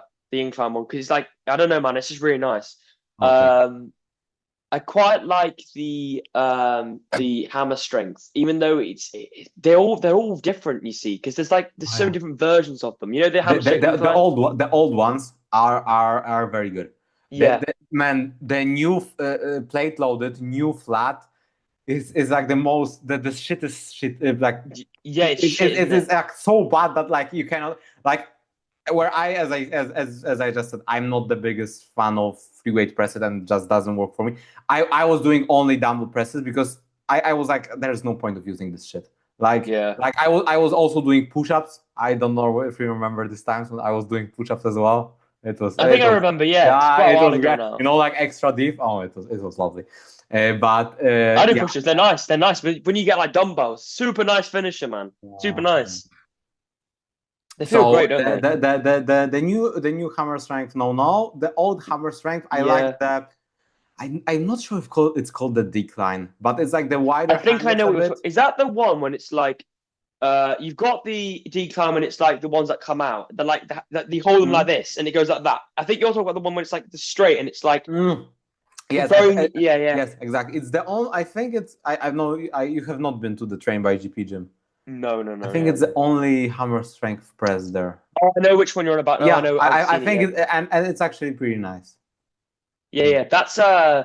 But that's old as hell, that Yeah, yeah, one, the it's Train by like from the JP. 80s. Yeah, yeah. It's It's heavy like as hell though, isn't yeah, it? it's like the Dorian area.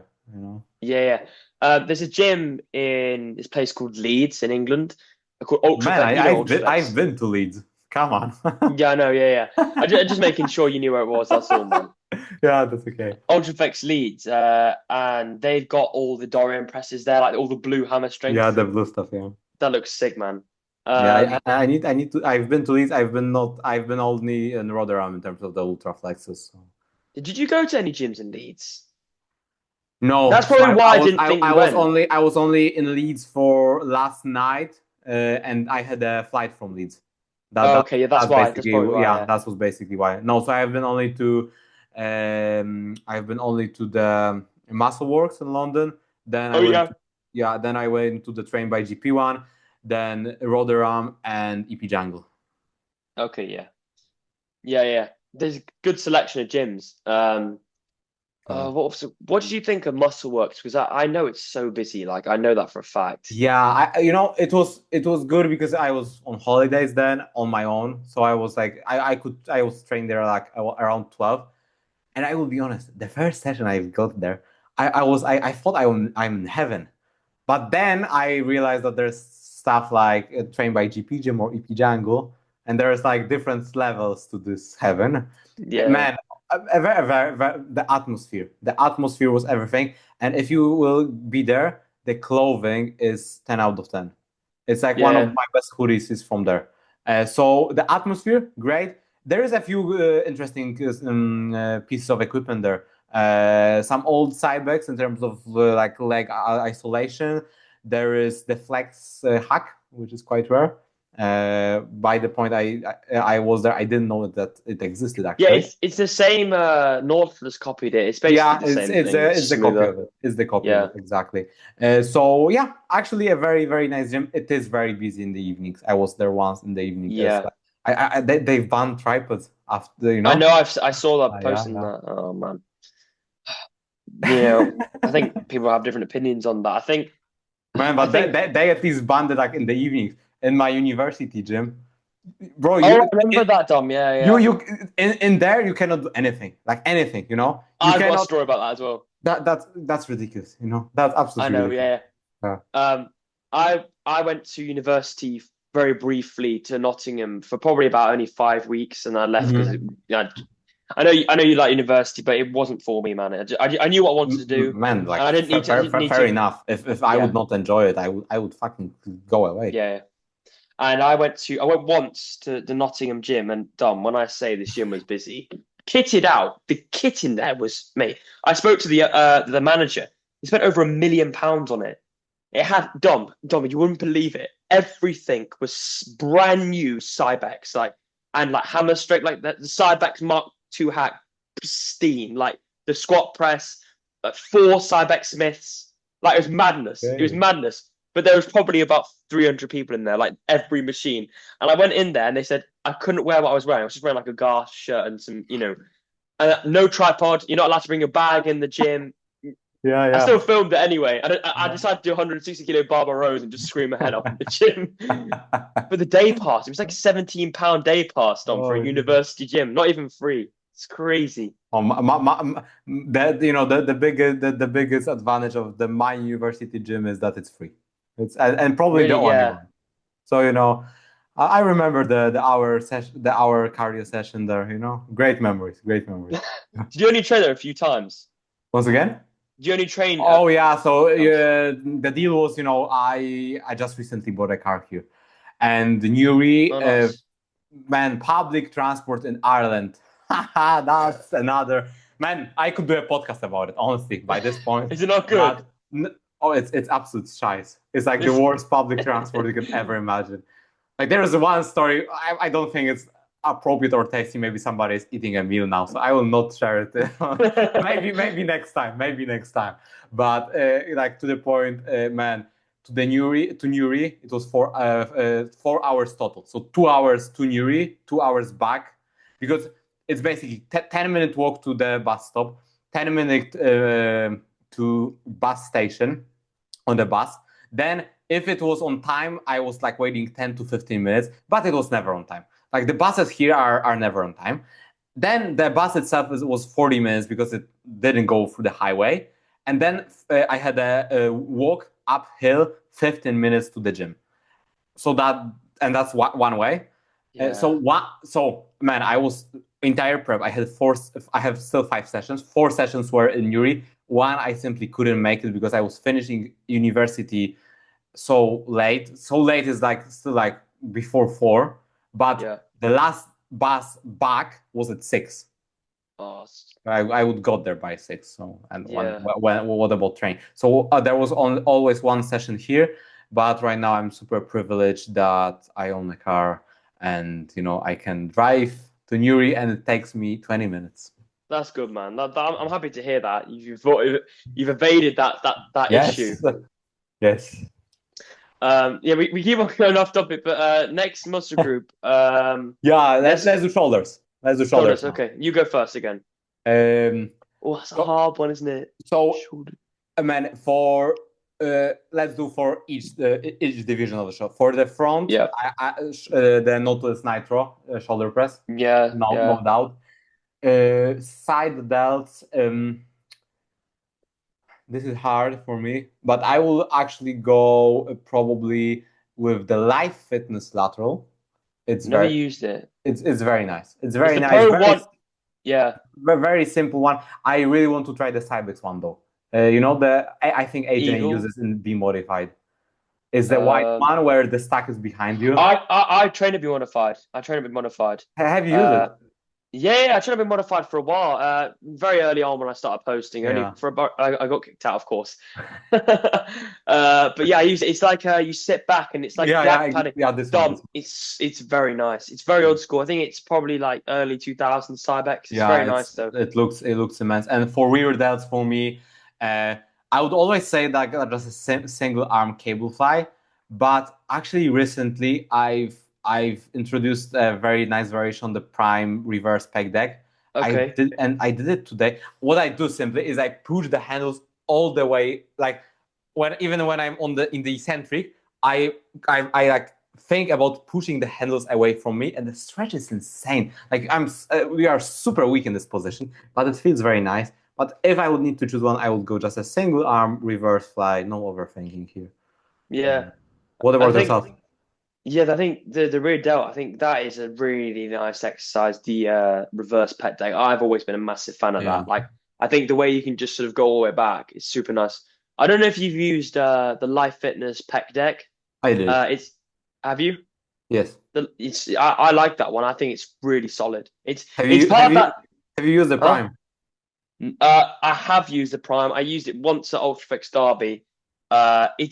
It's almost like it's so smooth in it. Like it's like I just can't, man. I'm being honest. I just can't figure out all the profiles. I'm just thinking, So for me, I'm not the fan of the Life Fitness, but here we are to argue about it. So for this one, I'm the Prime guy. But solid choice, to be honest. Also, I think for laterals, I think I'd obviously go for a dumbbell lateral raise. I think that's just like, it's the standard, really, isn't it? But with machine, I've never used a Life Fitness one. It's part of the Pro One range. I know that the OG Life Fitness, which is really, really good. I think I'd have to maybe go for that Cybex one in machine. I think that's probably the best ever. I think the way you're able to, it's so like, you can go all the way like that and you can go all the way up like that. Exactly. And just, and especially high reps on it, and just, nice, man. Yeah, but as you said, man, dumbbells, and honestly, it's a staple in my program. I start one upper body session, like first exercise in, absolutely tremendous, like some body English, and like, I just feel it. I just feel it. It's It so feels good. great. Yeah, Yeah, yeah, yeah. It never it, goes away. That yeah. every session. Yeah. And I love people who are not doing partials on it. Like if you are avoiding partials on a dumbbell laterals, like you have like quit bodybuilding right now. Yeah. Like because like maybe the fatigue of watching this podcast is too much for you, you know? Yeah, yeah, yeah. So They are the no. best. Oh yeah, One of the yeah. best shoulder exercises. Like they just never ever don't disappoint. They're Yeah, and just man, it's so universal also. You can do it in any gym. I think that's also an important consideration when you are choosing an exercise as the best one. So yeah. And you literally can just pick it up and go. You know, yeah. that's the point. And then front delts. I do really like. I know I really like a standing military press. Okay. It's a no one does it. Let's be real. I mean, Yeah. very few, but I think it's just super fun. Like it is with deadlifts. Like you get in that mindset and you just push it up. But yeah, I love that. For me, with I don't do it, and I don't remember when I've done last time. What I really like about them is this moment when you're at the top and you can actually like put it a bit behind you. Yeah, yeah, yeah. Yeah. Yeah, yeah, yeah, And yeah. I remember this feeling till today, and I think I've done last time like 2 years ago. So yeah, of course the stability, blah blah blah. But yeah, It's hard. Like I think obviously you don't free weight press. The thing is, Dom, it's like like it is with hinges. It's actually hard. Like this is why you don't see anyone do it. It's not just hard to like get strong at, obviously, because it's quite humbling. People benching and everything. It's hard to do a lot of weight on, man. It is, and it takes a lot of time to find because everyone's. This is come back to the individual point. When you go to like free weight pressing, it's so individual. Like some people like really tuck it in and like go really low. I like to go really high up because it just feels better. It's hard to master because you don't really know until you spend some weeks with it. Yeah. But I'll tell you what, Dom, this is an unusual exercise that I really do like. A behind the neck Smith shoulder press. Okay. So basically, you set the incline really high, and you basically put the bench forward, and you unrack it, and it's like behind the neck. Honestly, Dom, but it's so like strict. Like it's like it's no one will. Yeah, honestly, yeah, James, no one does it because if you would post it on Instagram, you would say, "Oh man, your shoulders will blow off yeah. orbit." I like that. Yeah, I need to give it a go. The only thing for me is like we basically have two Cybex Smiths, but one doesn't work. Like it's just Are they Mark II or Mark I? The Mark One actually, but are they? but one is just broken. Like it just doesn't work. And so we are basically left with one good Smith. Like doesn't work also means like when you unrack it, a normal Smith should like you unrack it and there's judders. Yeah. And this one can like rotate like this. So no, yeah. Awful. Yeah, you find so we like basically have one Smith, and on the Smith you can do everything. So it's always taken. Like somebody's doing a step up or whatever. So for example, I love a giant press, so I just do it on the prime flat press. I just set the cap for a bit short and bias. Lovely, and nobody does it this way, so it's always free.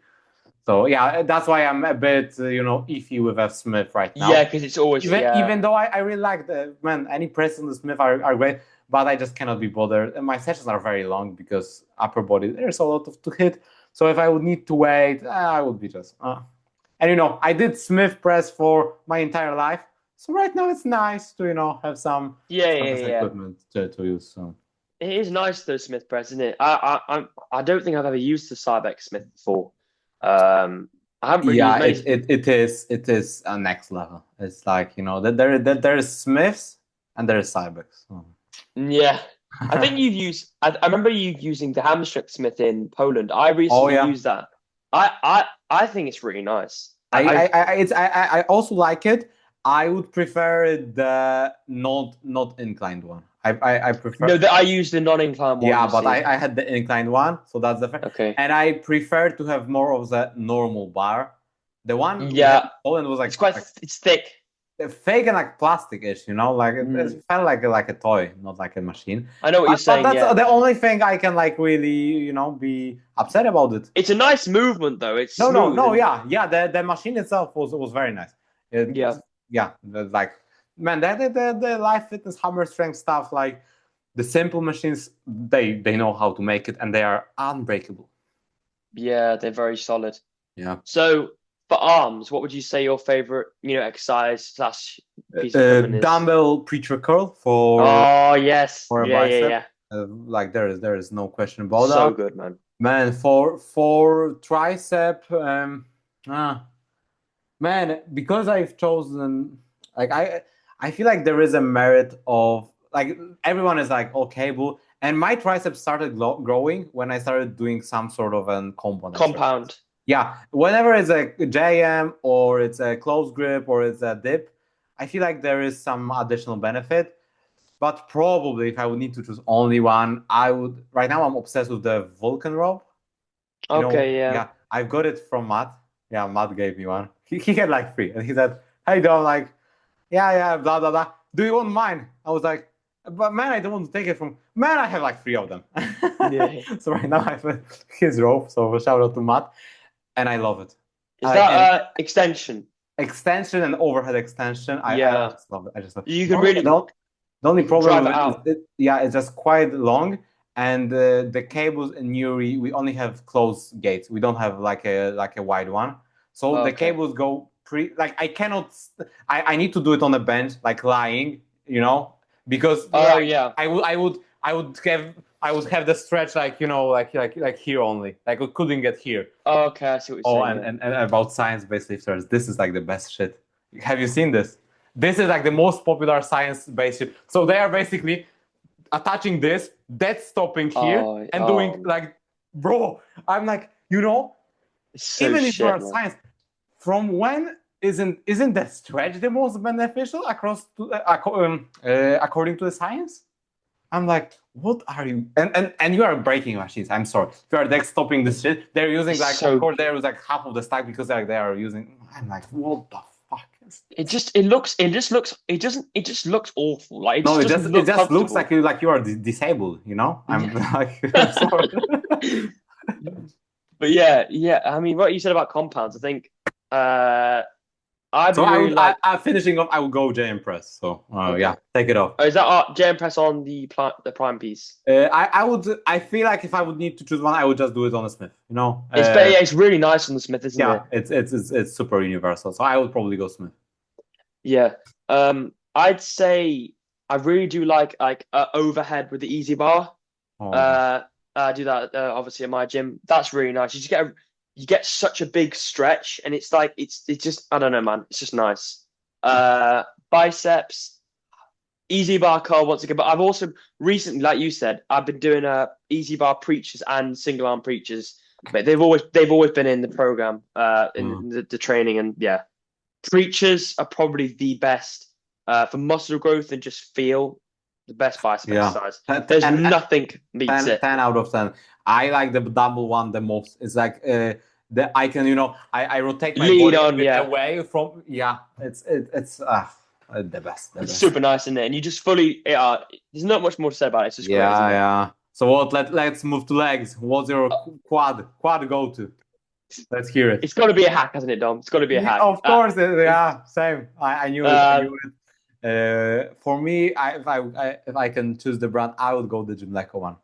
Oh, really? You took it over the side? Yes, and I was like, the best thing, I've been to Rotterdam, and there's a few hacks there. Of course, I use the Cybex, the Mark One, the one that like AJ and Kuba used, like the OG, and I use Atlantis because you can load the fuckload of plates on it. Yeah, it's fucking lovely. But it's nice though. And I skipped the Gymleco.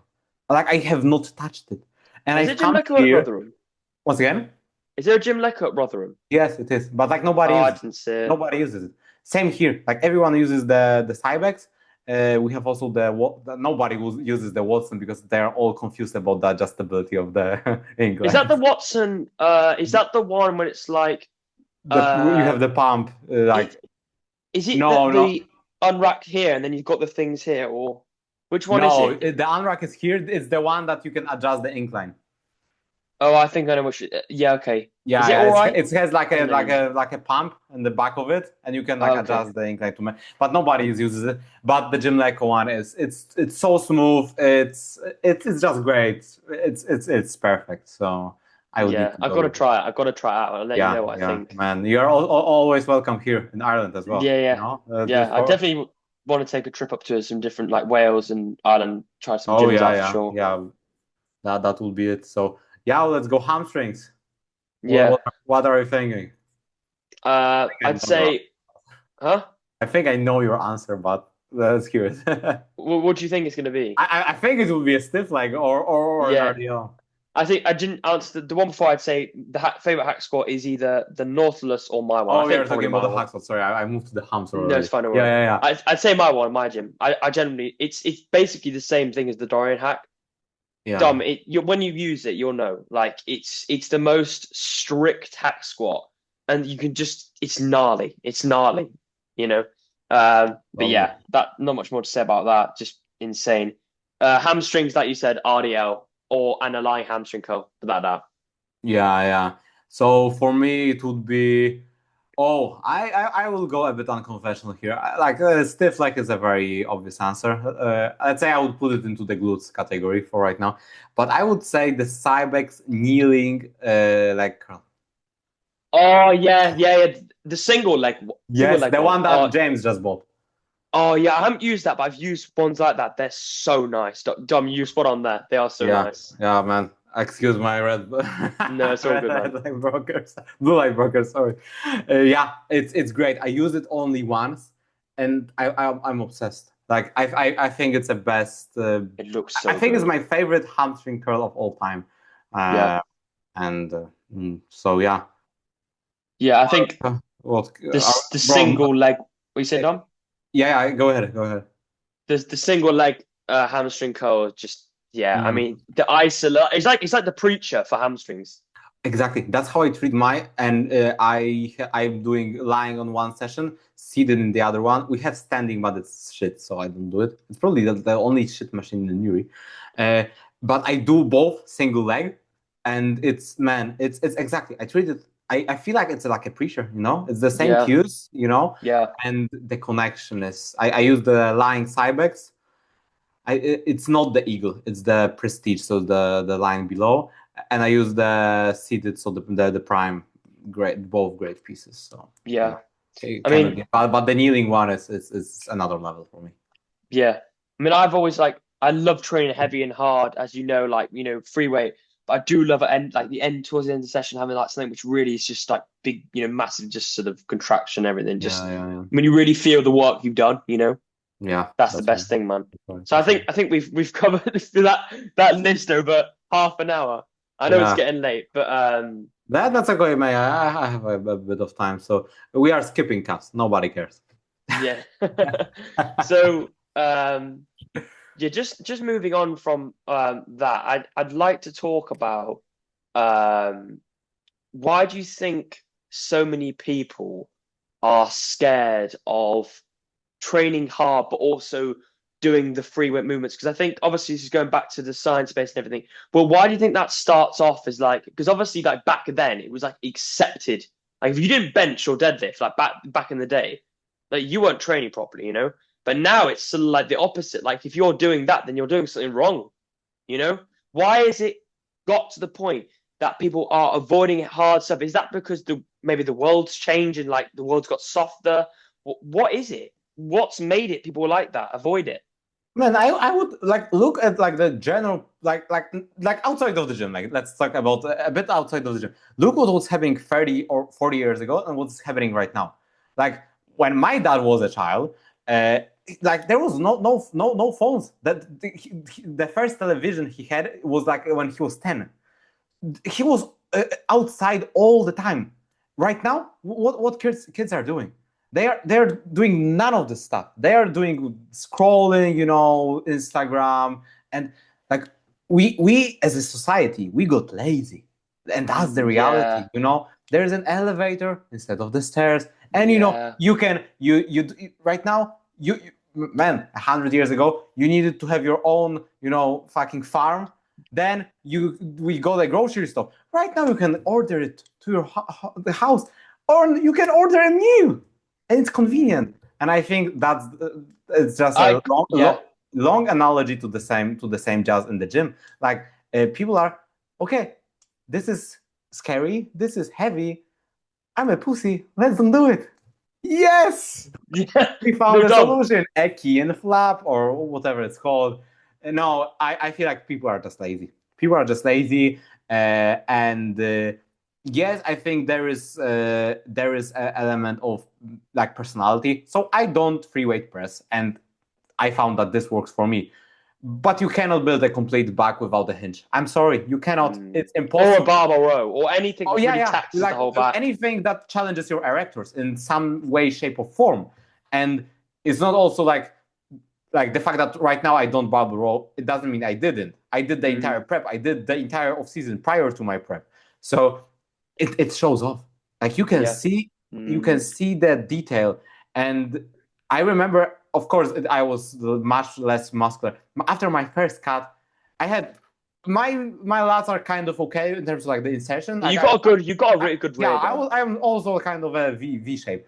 There was no lower back. Like there was, there was slats, This and is there was nothing. and there was like a half of a circle, and I was like, okay, it's time to We've got put the work to work do. in. It's time to put the work in, and yeah, people will not realize that. So I think that's the answer. It's like Yeah. people are lazy and they are avoiding the hard stuff. I feel like because they are not enjoying the process itself and they are doing it for different reasons. So a Yeah. bit of a, like an main how what to say it, like a main idea across the sport is like not enjoying it, so avoiding the hard stuff. Yeah, Yeah. I think Yeah. that I think. What do you think? Well, I think you're definitely right. I think I spoke about this with Ant Bales. Ant Bales he's a very much a UK bodybuilding legend. Do you know Leroy Davis? yeah. He's like he used to train with him a lot. Okay. Like Maybe I'm probably if I would saw him, I'm very bad at names. So it's okay. He's IFBB pro and everything, back in the day okay. and everything. But very good bodybuilder. Yeah. And what he was saying we were talking about this. He was saying like you were saying. I think the way the society of the world's gone, this sort of soft culture, like you said, about your dad not having phones and everything. I think the fact is, Don, people have just got fatter, people have got lazier, Yeah. and that's it. And that is seeped into to everyone's. That's why people are going, oh, I'm going to train. What are you training today? Oh, I'm doing 2 sets of a machine, and that's it. You told people in the 80s that they told you to fuck off, Bro, the only thing I saw like in last weeks on my Instagram, it was a 56 set upper body session, and bro was doing 1 set of do you know the hammer strength pin loaded row, and he was like attaching some shit to it. I actually watched half of this reel because it made me laugh. I thought, bro, this is such a rate bait. If you are actually doing that should be banned from the gym. You should like that. That's a reason to build a your own gym. I would be like a home gym. If I would be doing such a shit, I would be like, it would be such a shame. Yeah. And right now it's a shame if you lift heavy. So yeah. It's the exact opposite. But I think, Dom, I think we can see that what's happened with training is, we look at the top competitors in bodybuilding today. Look at the pros. Like the thing is, Dom, they've got peeled glutes, but they've got a soggy upper back. Like you look at Dorian and you look at that era, everything is just filled with grain. Now you've got competitors on stage, peeled, but their upper back has got no grain, no definition, because they're just sat there doing single arm pull downs and doing nothing else but that. Yeah, and then it's also like, I'm of course not the biggest expert on the gear side of things, but man, like the stuff like retatrutide or however you pronounce it, like it's just like make my life easier because there was no such a stuff like 30 years ago, and like bodybuilding is meant to be hard, so don't make it easy just for whatever your purpose is in this sport, because yeah. And I totally agree with you. Like there is a shift in how the physiques are looking. Yeah. I'm not sure if it's.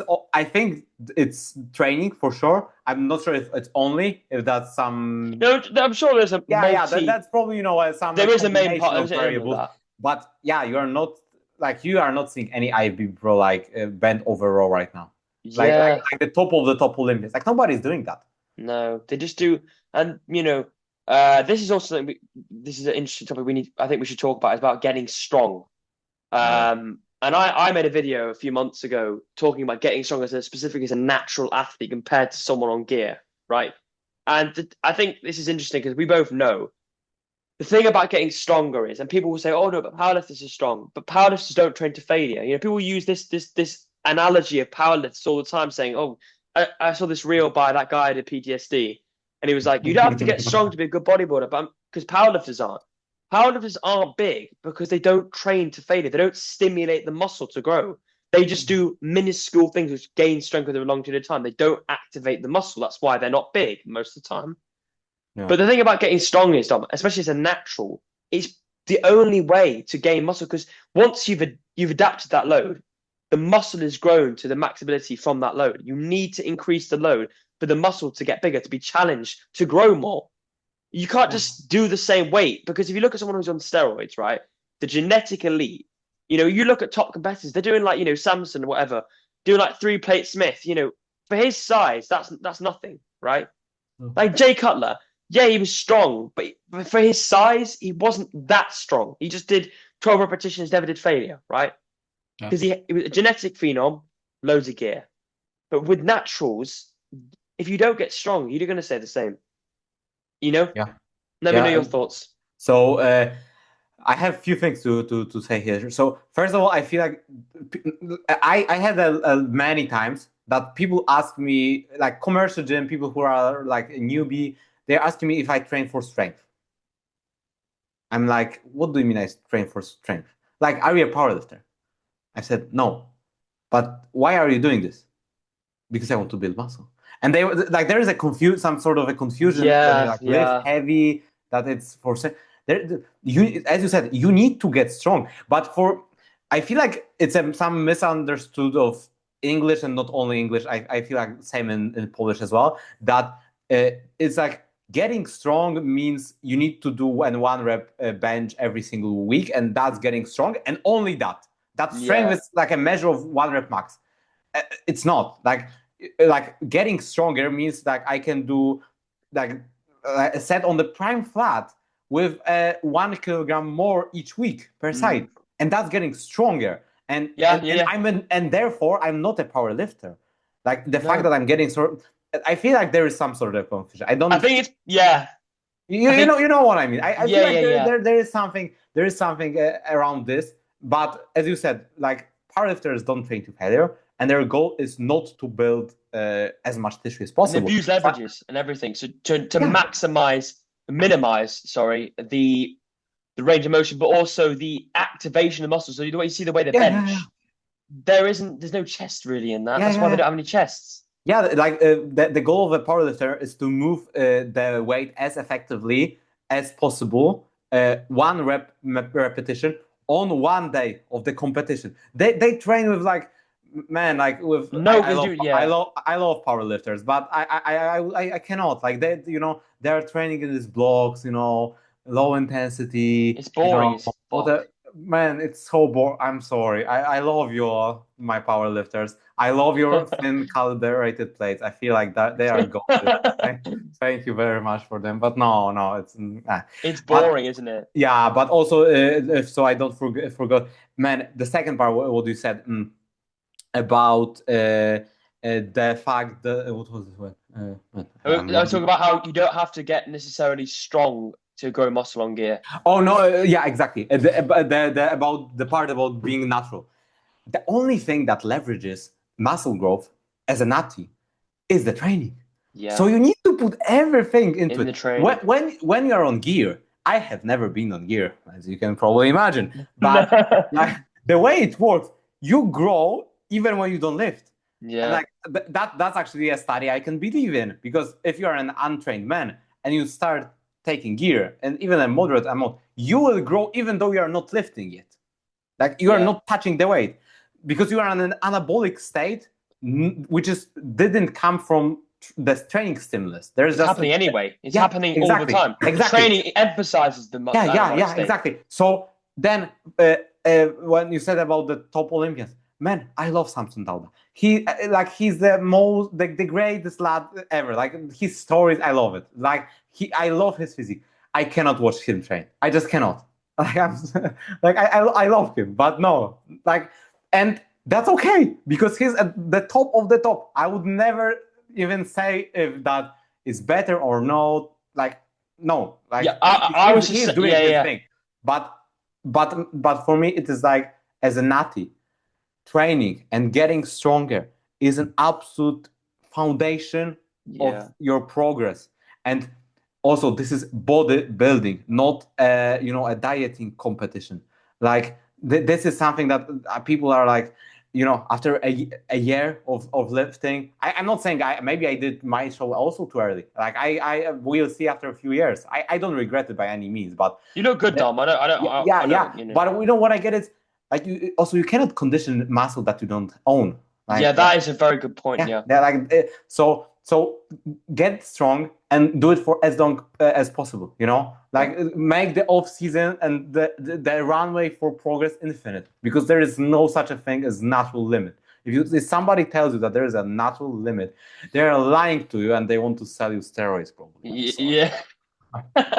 Yeah, absolutely.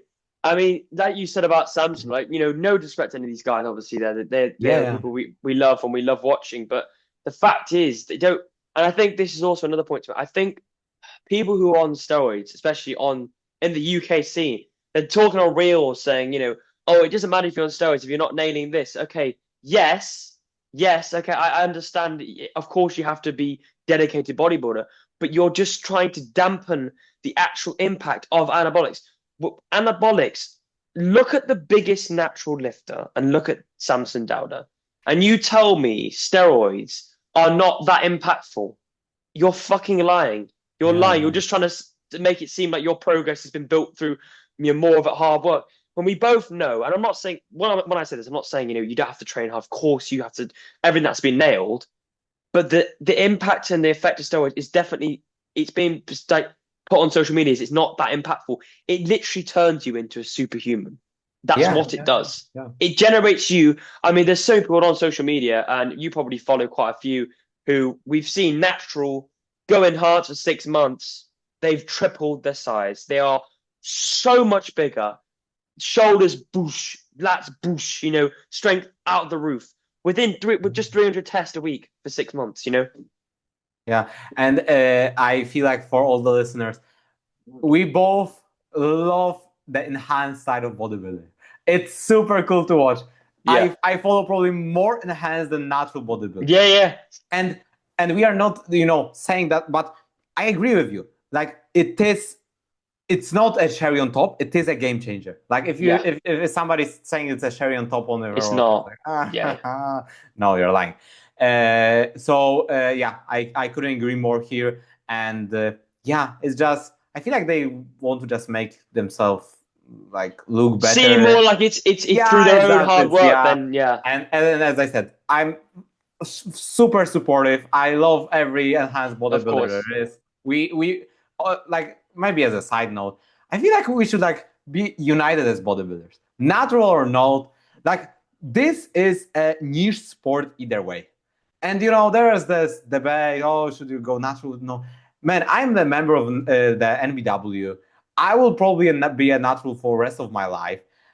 And I still love enhanced bodybuilding. I still support and etc. But like, just don't tell me that it's just a cherry on top, because it's not. Yeah, absolutely. I mean, I don't really like segregate. I'm not known as a natural lifter. I'm just a lifter. I'm just a bodybuilder. Like I love all of it. That like you said. I've never really thought about, oh, that guy's natty and that guy's not. I just love all of it. Yeah. I think we could also talk about. You said you'd be natural for the rest of your life. That's interesting. I know you're a member of the MBW, but man, never say never. Yeah, that's what they are saying. Maybe there will be a time, but maybe I will put it another way. I have some goals in natural bodybuilding. I know that I'm not super gifted. Like if I would be super gifted, I would be probably like 10, 15 kilograms heavy right now and much leaner, and I would probably won an overall or something by this point. I did not. So, for me, going in enhanced is just probably ruining my health.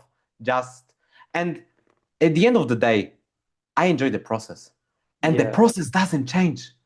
So, yeah, like, what's the point for me? Maybe one day, some TRT, but probably after I will be done with competing, just so for, I don't want to say fun, but probably after 40s or whatever. So I never want to say never, but I don't see myself for sure or any untested. Or no, man, I fucking want to win an untested show, but as a natty, that yeah. that That's cool. that would be cool. Yeah, I know. I think that's very well put, Dom. I think personally, I think I don't want to say I'm gonna be because I probably won't. I probably will hop on, but I obviously want to compete naturally first. I want to compete. I'm not just Yeah. going to, do it before because I don't think that's clever. And we'll move on to after this about talk about prep and obviously because that's an interesting topic for people listening. But I think I think I probably will at some point just because the it's the obsession with getting bigger and stronger. I don't think I can hold it back, especially with the training. I don't think that can be pushed aside Yeah. forever. But like you said, we're both very young. I mean, how are you? Are you 20, Dom? Yeah, I just turned 20 in March. Yeah. You just turned 20, yeah. And I just turned 19, so we're both very young. I think taking steroids now is probably not the best thing. I think you No. need time in the game, bodybuilding. You need to go through all the different phases and everything before you can make that leap. Because once you go, and this is what all the people on podcasts I've had, on steroids, IB pros have said. Once you go on, there's no going back, and that's it. There's not something you just Exactly. do for a week. Because once you've done it for a week, then if you go off it, your testosterone drops massively. Then you've got to be on TRT, and you can't just go on it and then just sort of leave it forever. It's once you've done it, you've No, affected your body. there's decision for a lifetime, and I really respect people who have minerals to do so. You know, Yeah, it's like, man, it's like actually a very hard decision also to make, and I massively respect anyone who does it because they love it, and because they actually thought about it like thousand or million times already.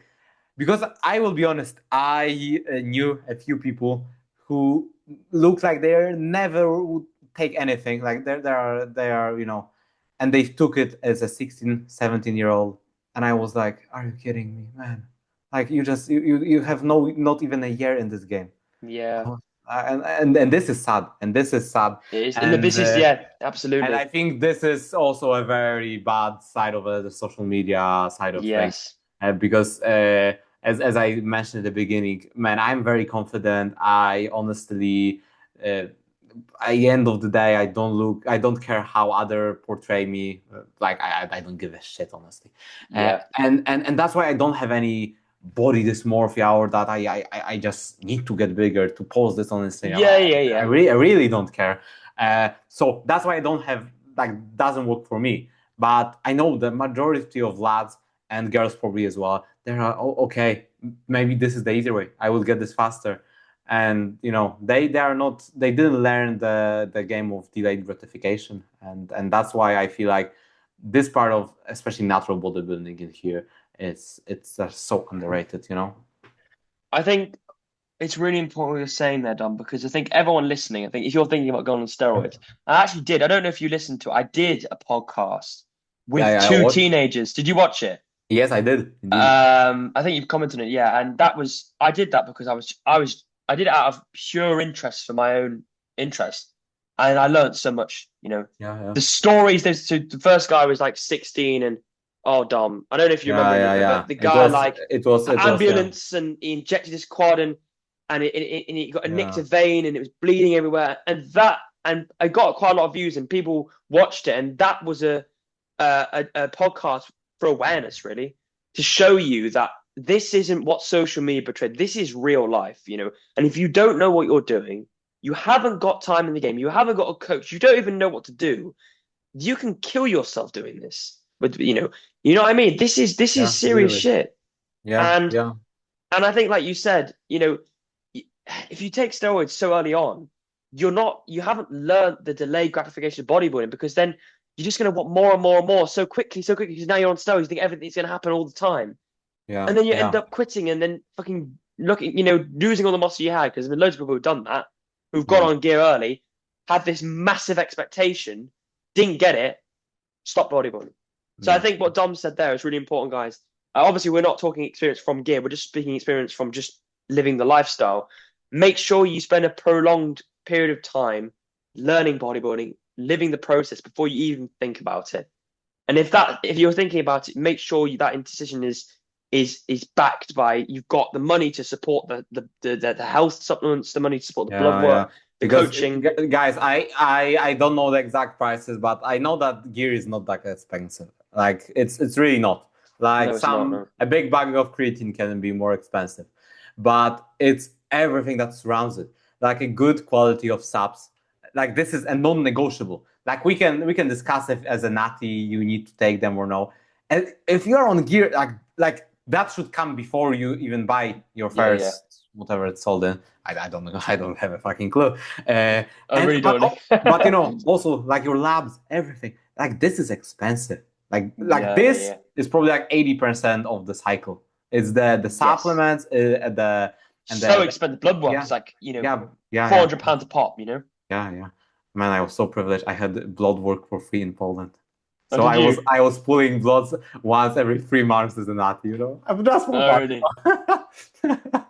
Yeah, I mean, the thing about social media is it's made it like, because obviously the thing about social media, I think this is something that I've realized is like, you think everyone's a bodybuilder. Like when you're on Instagram, you think everyone's screaming their head off doing 10 plate RDLs, and then you go, but you walk out outside the house and you think no one's a bodybuilder. It's so Yeah. niche. And I think the way that they think that everyone's taking steroids, everyone's doing this, everyone's so big. When you're seeing physiques which are the best in the world, like these are like, out of 8 billion people, these are a very small percentage, and it crowds these people, these young kids' minds thinking like everyone's doing it, I need to go on it, Yeah, and that's the problem, Tom. When most people are just not like that, yeah, exactly. and It's you're it's never going to always reach the that process physique. first. The process first. Yeah, If you love the process as a natural, if you go through a prep and you feel like, yeah, this is what I want to do for the rest of my life, and I don't feel this urge. Like I feel like I can make such a ridiculous progress as a natural, and I feel like there's so much in front of me that I will probably never get there because simply like my lifespan will be too short. Like what? Like I personally just don't see the benefit. Yeah. But as I said, I totally support everybody who makes a wise decision on this topic. So yeah. yeah. So what would you say and this is one of the questions, obviously I'll go into the questions in a minute, from Yeah. the people on the outside. But what would you say your long-term goal within bodybuilding is? That doesn't have to necessarily be, and also just quickly, I want to make the difference between bodybuilding and competitive bodybuilding, right? Mhm. I think, I'll get back to the question, but a lot of people say if you don't compete, you're not a bodybuilder. When that doesn't make sense because competing is like a percent of bodybuilding. Most people don't even compete every year unless you're a pro. You don't. You compete like once every year and then take like a year off season. Yeah. Bodybuilding is a lifestyle, right? Bodybuilding is the training, the eating, the sleeping, 24/7 lifestyle. That is what bodybuilding is. Because without that, you're never going to have a physique. Bodybuilding doesn't start with a physique. The process fuels the physique, and that's what competitive bodybuilding is. Yeah, exactly. You nailed it here. Absolutely nailed it. And there is this urge right now. You need to compete. No, you don't. You absolutely don't need to compete. Why I've competed? Because I thought of one. Yeah, I will need to diet anyway right now. And I was like, I'm ticking every single box every single day, and I will do so either way. And this is my last year as a teen, and then the jump to the juniors is too much. So I will probably I'm either exactly, competing this year, or I'm competing in like 3 or 4 years. And I was like, let's do it. And you know what I did? Because my heart told me so. I was like, I love it. And man, I didn't know if I would like competing. And then I stepped on stage. I don't know if you watched the live stream or the replay. Even though I did watch it. I remember, yeah. Bro, very good class, Dominic. Very good class. Like, bro, I was so confident. Even on the classic physique. The classic physique was Basically there was a guy in the same class, in the same lineup, standing next to me. He had 22 years of gym experience. I was 19. Yeah. You get it? Yeah. And I was standing next to him, of course, like 20 kilograms lighter. But I was as confident as him on the stage. Why? Because I knew I did everything throughout the entire prep to showcase the best possible physique that I have right now, and I enjoyed it. I genuinely enjoyed the prep. And people are saying like, is that struggles of prep, you're hungry. I don't remember myself being hungry. Because why? So focus on Because that I felt goal. like, yes, this is my meal plan for week 9. And I just need to do it. And probably, like, of course, there were moments of low energy, etc. But we all do it because of the love. And as you said, it didn't make me a bodybuilder the moment I step on stage and like pick the trophy. No, I was a bodybuilder 3 years Long ago, before, yeah. even though I didn't look like it. And one quick thing I want to mention here, I really appreciated it here. I don't. I assume it's very similar in the UK. When I met a few IFBB pros in Warsaw, we trained in the same gym, and they were like, they don't want to speak to you. Like they feel they there. I don't want to mention any names here, but I was feeling I'm below them. Here, Yeah, yeah, yeah. man, I'm the best mates with a PCA pro in bikini, with the classic physique pro. And like we all support each other because we love the game. And yes, for their standards, I don't look anything like a bodybuilder, but it doesn't matter because I am a bodybuilder in the lifestyle that I do, in the passion that I share with it. Yeah. And that just means everything to me, you know. I like yeah.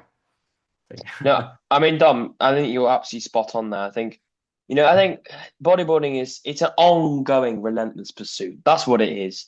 You're not going to look like, Samson in day one, especially naturally. Naturally, I mean, when we look at AJ Morris and look at Kiffy West, these guys have been doing this ever since they were our age, and they're like 30. They've been doing this for 10 years. Of Mm. of bodybuilding every single day for 10 years. And they're still improving. They're still trying to progress their Mm. physique, progress their lift. You know what I mean? It's a long process. Yeah. Um, and that's what bodybuilding is. It's an ongoing pursuit of just day in, day out, especially naturally. I think, it's obviously a lot slower, isn't it? You see a lot Oh slower yeah. progress, but it's the same thing. And I think people, and this sort of idea that you're not a bodybuilder if you don't compete is absolute bullshit. It is It doesn't 100%. start with you don't just compete. You have to do the process to get there for a few years. Yeah. Yeah. And I Yeah. think it comes from people, like you said, Dom, people who have this sort of, they look down on people who are, lower than them, even though they started like that. But like that's just people, isn't it? Yeah, you can look down on someone who's doing the same thing as you, Yeah. but a younger version of you. Everyone's got different chapters. Exactly. We are, in the beginning chapter of our bodybuilding journey. Look at us in 10 years' time. Be fucking massive. Yeah. Hopefully. That will be cool, you know. Bro, my children will watch this one. I promise you. All the Polish swole kids. But yeah, going back to the original question, I said, what's your long-term goal within bodybuilding? And that doesn't have to be necessarily competitive, like I said at the beginning. It could be anything, training, anything. What's your goal? It will not be competitive, even if you would ask for a competitive, because everyone, like, there was a trend, I want a pro card. Then there is a new trend, a pro worthy physique. But I think this is no. You know what? Yes, You know what's the goal? You know what's the goal? The goal is to enjoy it as much as I do right now for as long as I can. yes, I don't absolutely care agree. about anything else. Like Yeah, I even had a conversation with my sister in the gym where I train in Warsaw. There is a one WNBF pro, and he was using the same hack squat after me, and he was training like an absolute pussy, like like 2 plates on this Nautilus is like empty bar, and I was like, if I would say that my goal is a pro card and train like this, never, I would never exchange for yeah, any money. So my goal will always be to enjoy it to the fullest because I feel like it cross transfers to every area of my life. Like man, we all have our own struggles, different ones. But I feel like I'm the happiest person on this fucking planet, because I wake up, I do what I love. And yes, of course, there's stuff that needs to be done. But I feel like, okay, I need to do it. And then I'm bodybuilding. And this is everything for me. There is also the trend like, don't make your bodybuilding your entire life. I don't care. I made mine and I fucking love it. So Yeah.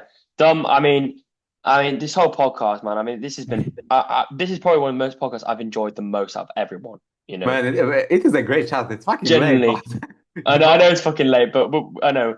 But yeah, it's been honestly, Dom. Like, I've really enjoyed this, but I think what you said there is just absolute facts. Like, obviously, there's like people talk on Instagram and stuff. They go, "What's your long-term body money goal?" Pro card. I've never even thought about that. Like you just said, I haven't even competed. Why would I need to know if I want a pro card? I just want to continue to love it and enjoy it and relish in the process and keep doing it as long as I can. Yeah. That's it. And if that comes along, and yeah, I want to compete, yeah, I want to do well, but I want to keep enjoying it. And whatever I enjoy it throughout, that's what I want to, like you said, Dom. Mango, imagine winning a pro card on your first show. Like, imagine. Like, this is probably the shittest feeling ever. Yeah. Like, where do I go? I have to wait 5 years off season before I can be pro worthy. Man, it's like. You need and the honestly, whole. Yeah. There's also something about bodybuilding that I like. That my body, like it's not very natural for me to grow muscle. It's not like it's coming like this. I need to actually work my ass off. Take every single variable, and then maybe in months' time I will see a kilogram on a scale and a bigger chest, and I will be in fucking heaven. So literally, Dom, literally the actual what you're saying there is literally again spot on. It's the again for myself, it's like that it's not coming easy. You have to work so hard just for that little bit of progress. And when that progress comes, it's like, yes, now we go again.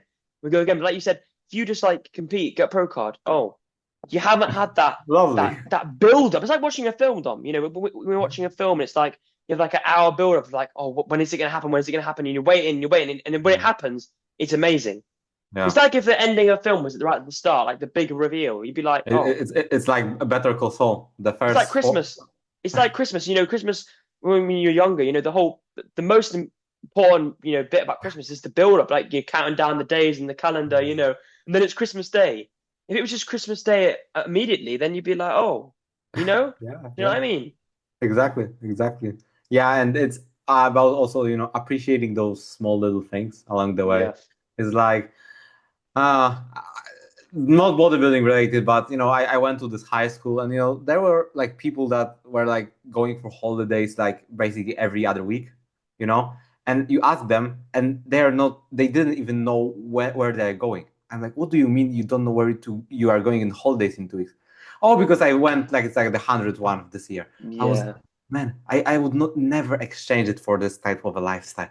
Like, I am going for a holiday like once a year, once every same. Year. And I'm like, it's like it's this build up, you plan, etc. Yeah. It's so much fun, and I feel like it's all. Exactly what I'm saying. You get it. I'm just putting in the some analogy that just came to my mind because I feel like it is just easier a bit for someone who maybe is not like-minded like us. Yeah. I completely understand. Like literally, facts. I mean. Are you going on holiday? I know you went back to Poland recently. Have you got any holiday planned in the summer at all? Man, so I don't count traveling to Poland as a holiday. It's home, it's home. So my mom and my brother will come over end of June. But just for 4 days. So we'll go south to Cork. So that will be exciting. You mentioned that. Yeah, but staying in Ireland. But nothing big planned yet. I have also. Like 90% sure, but I think I can tell to Vienna like October, but just a city break, like a weekend. That'll be nice. Yeah, that would be nice. Also with my mom, so it would be lovely. Oh, nice, man. Yeah. So, but nothing big for sure. I right now I would love to go to Japan. I'm like Oh, really? Yeah. It looks cool, doesn't it? Bro, I had my first ramen ever. I know, I saw your story, yeah. It's so good, isn't it? I was like, It's so good, isn't it? Yeah. But What we were talking about? I We're lost. talking about holidays, just as a Oh yeah. thing. Yeah, So yeah. yeah, nothing big planned. What about yourself? I'm going to it's a place called Mallorca. It's basically like another Oh island in yeah, yeah. Spain. I Yeah, know. yeah. Going for 10 days the end of July. But I'm being Oh a real wow. Dom. Just can't wait to just go and train in the Spanish gym and film it for Oh YouTube, you yeah, lovely, know? lovely, Just going to lovely. like it's so cool, isn't it? Because like it's the living the same lifestyle but in a different environment. Yes, It's that exactly, new. It's like exactly. you're gonna wake up, do the same thing, but it's different. You get to the beach and you have your meal there, and then you go and train at a different place, and it's like it's the same thing but in a different place, and that's what's exciting, isn't it?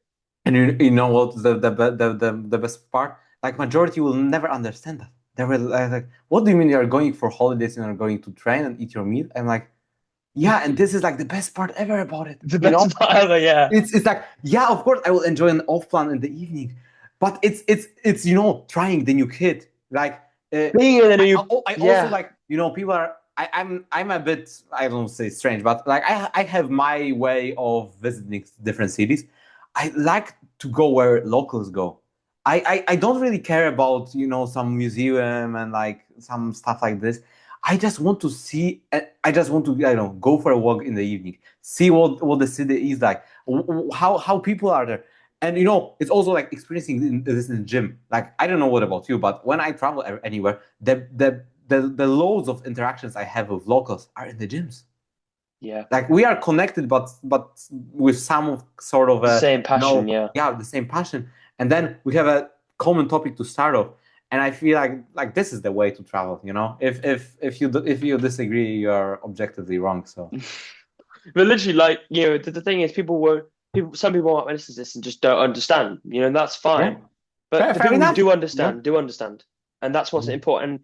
It's like I've said this before, bodybuilding is magical, really. When you love it, it's something that can't, no one, no matter what they say or what they do, can take away from you. Yeah. It's your passion, it's what you do, can't be Yeah. taken away from. So I'll just do run through the questions we got on Instagram, just some different Yeah. questions, because I think we've basically covered everything there is about training and more. Man, I feel like we could go on and go We on could go. and I did tell you. I think we could go until morning, Dom. At this point, yeah. Yeah, but No, but obviously, no. Let's hop into the questions. Yeah. yeah, yeah. I'll get them off my phone. Yeah. Did you get any more No, since then? after what I can double check now, but I Yeah, yeah. don't think so.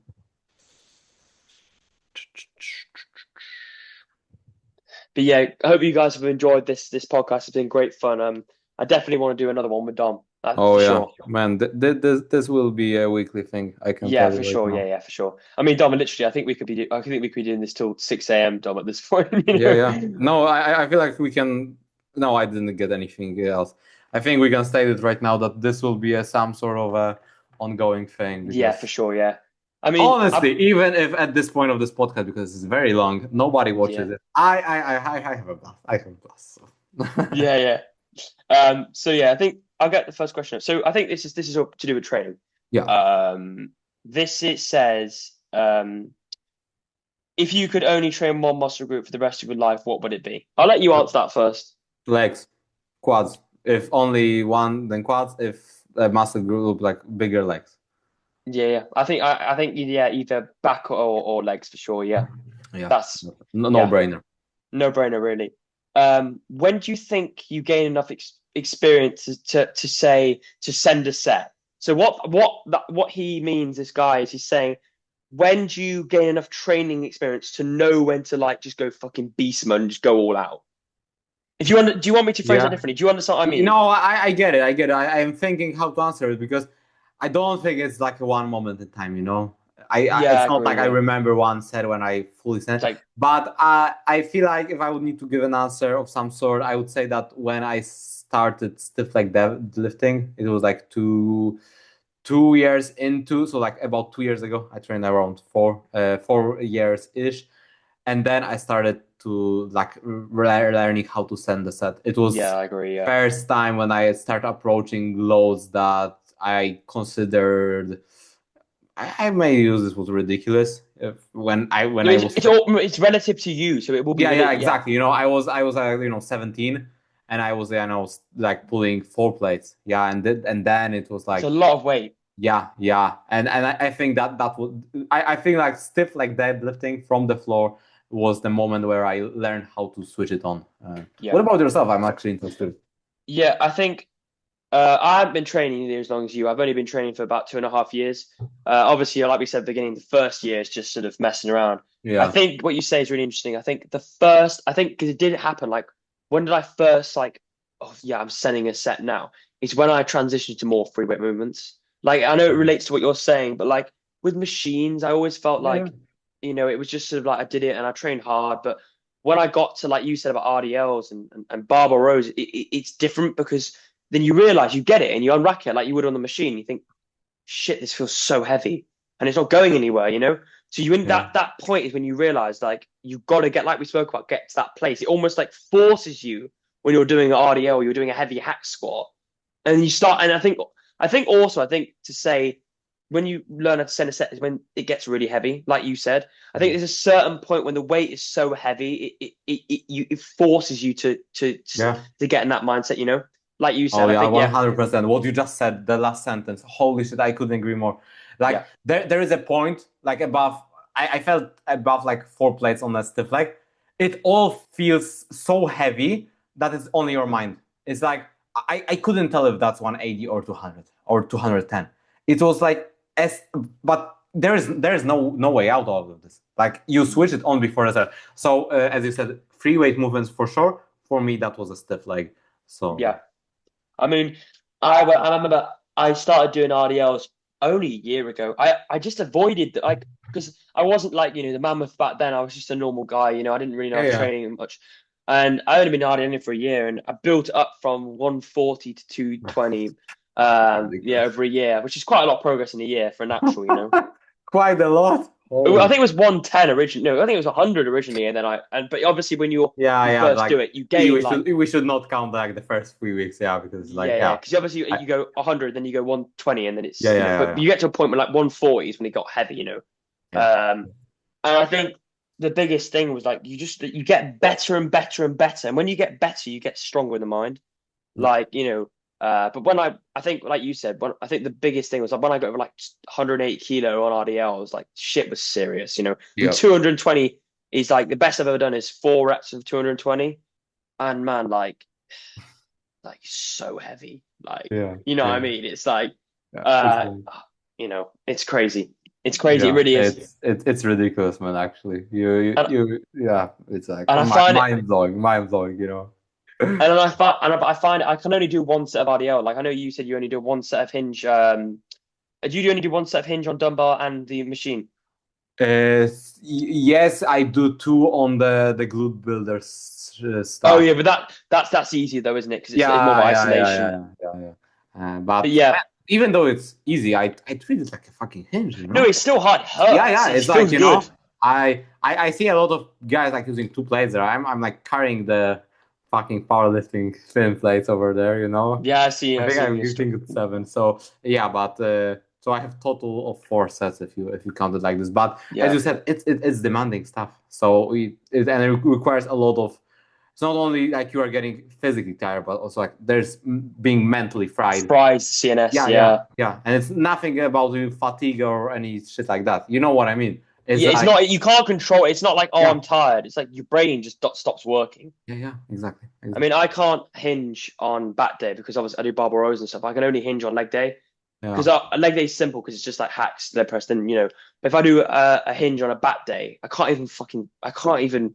yeah, It's just like flop. yeah, You yeah. know. We are fucked up. Um, the next question is this is a bit different one. Favorite off plan meal slash treat. Do you want to go first? Huh. It's hard. This is probably the No, hardest you question. go first. You go first. You go first. You go Is first. that one meal? I think we should do next week. I think we should maybe do a podcast talking more about like maybe nutrition stuff like that, Yeah, and we can do that next week. So we'll dive lovely. more into that about our meals and all that Oh yeah, stuff. that would be interesting because I feel like you and you are not training as much of it as training. So I think that would be Yeah, interesting. yeah. I don't because like I don't eat like 6 meals a day. I literally eat like 3 or 4, and it's just Yeah, chicken and rice. Like There's nothing Yeah. like I don't have to make Yeah, like I did one full day of eating on YouTube. I'm like, what's the point if I'm eating the same thing? Who wants that's to watch what. this? Yeah, yeah. I saw a bit of a tangent, but like people post like full day of eatings every day. I'm thinking, I don't watch that. I just don't watch it. I'm not interested. It's the same shit it was yesterday. Yeah, they switched the flavor of the cream of rice, you know. Yeah. Oh shit. But people Yes. post more full day of eatings than training. I'm thinking, but I don't have a thing against full day of eating. I just think, uh, But this is interesting because in theory with training it's the same. We do the same stuff every single yeah, week. yeah. To be fair, you are true. But Yeah. it's different. It's It's because different. it's the training nutrition it's not as important as the training, obviously, because without Yeah, training, there's we nothing. only do the nutrition because it fuels the training. Yeah, Yeah. exactly. So yeah, going back to the favorite off-plan meal treat, I'd say I think should we say are we saying like a full course dinner or are we just saying like one meal? Yeah. Like the one when you're like sentenced to death, and the Yeah, last yeah, meal. yeah. Oh man, it's hard, isn't it? It's so hard. It's so because like there's so many different things. Yeah, I know. Um, my mum was a really good cook. I'd probably say like, oh, Dom, this is so hard, man. It's hard to be on the spot. I know. Can you think of a star while I think of one? Man, I feel like I will need to go with this ramen thing, I had it once No, really. and it was ridiculous. Uh, I would say also a smash burger because I never had one. I really want Yeah, to it's try so one. good. Yeah. The spot you went in London, it looks so good. Man, I don't know if it was smash or no. I don't remember. I think that's I think I've seen what you're on about. Oh, Dom, I went to this place in London called Herd Burger. It's literally yeah. like, I saw it on your vlog and it looks so good. oh, I've not been Dom, there. I but Dom, yeah. Dom. Oh, Oh yeah. And okay, let's say the third one, beef Wellington. I really want to try oh, it. really? I never had it also, so I'm just. Man, Yeah, if that would be we changed the question a bit yeah, for yeah, my yeah. last meal That's ever. all good. I would love to try. Gordon It's would make one for me. That would be Yeah, fun. yeah, yeah. I've had it once when I was younger. It's really good. It's Oh like, yeah, but it's only really good if you get it from a really good place. Because Dom, it's yeah, basically like a fillet, like it's a full yeah. fillet. It's like 80 quid. And then Exactly. and And man, it's I was in Edinburgh or Edinburgh or however you pronounce it. Like everyone's pronounced it a bit different here. But I was there on a city break, and I was like, I really want to try. And there was a restaurant of Gordon, but there was only a two-person size. Like they don't do yeah, it for a yeah, single. And it was like 125. I yeah. was like, Yeah, yeah. You're like, 125. yeah, yeah, yeah. you know. You And probably go this one then split the when I bill. was in Warsaw, I paid quite a similar price for a Wagyu. So don't Oh, judge. really? Do you Yeah, like Baku? it. I feel like right now there's beef and there's Wagyu. Mm. I cannot judge in the same category. It's like butter. Like It is really soft, isn't it? Yeah, but it's so man. good. Yeah, I'm actually I don't like to record this kind of stuff, but my reaction for the first bite, I think would be priceless. Like yeah, yeah, yeah, I remember it till this day. So yeah, yeah, what yeah. about yourself, man? I Let's mean, fire away with it. anything my mum cooks. Like I love pasta. Like off-plan Oh, pasta. oh. Um, a smash burger. To be honest, a lot of things, bro. Like I can't like name one thing. Yeah, makes Like sense. there's so many Makes different sense. things which are so tasty. Yeah, I love chicken. I eat chicken every day, but ah, chicken's really good. Fried chicken, anything yeah, like that, man. yeah. Um, Oh, I think lovely, dessert will lovely. be easy. I think. Can you name a dessert? I Oh can definitely no, the name a dessert dessert. would be harder for me. Oh, really?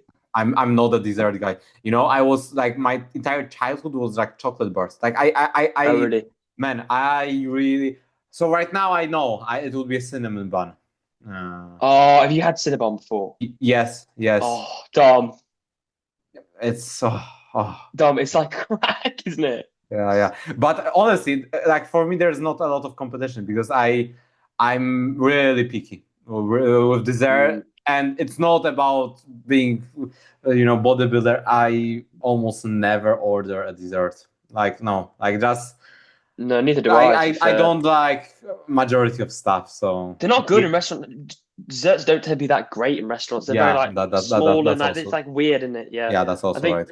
mine would be definitely my mum's red velvet cake. She makes it for my birthday once a year. Man, I never had it. I never had I'll it. send you a photo of one from my Dom. It's like the chunkiest, like the icing's like here, and it's like, oh man, it's Bro, unbelievable. we are getting a session and your mom makes Yeah, yeah, we do. We did that. Yeah, the best post workout ever. Oh yeah.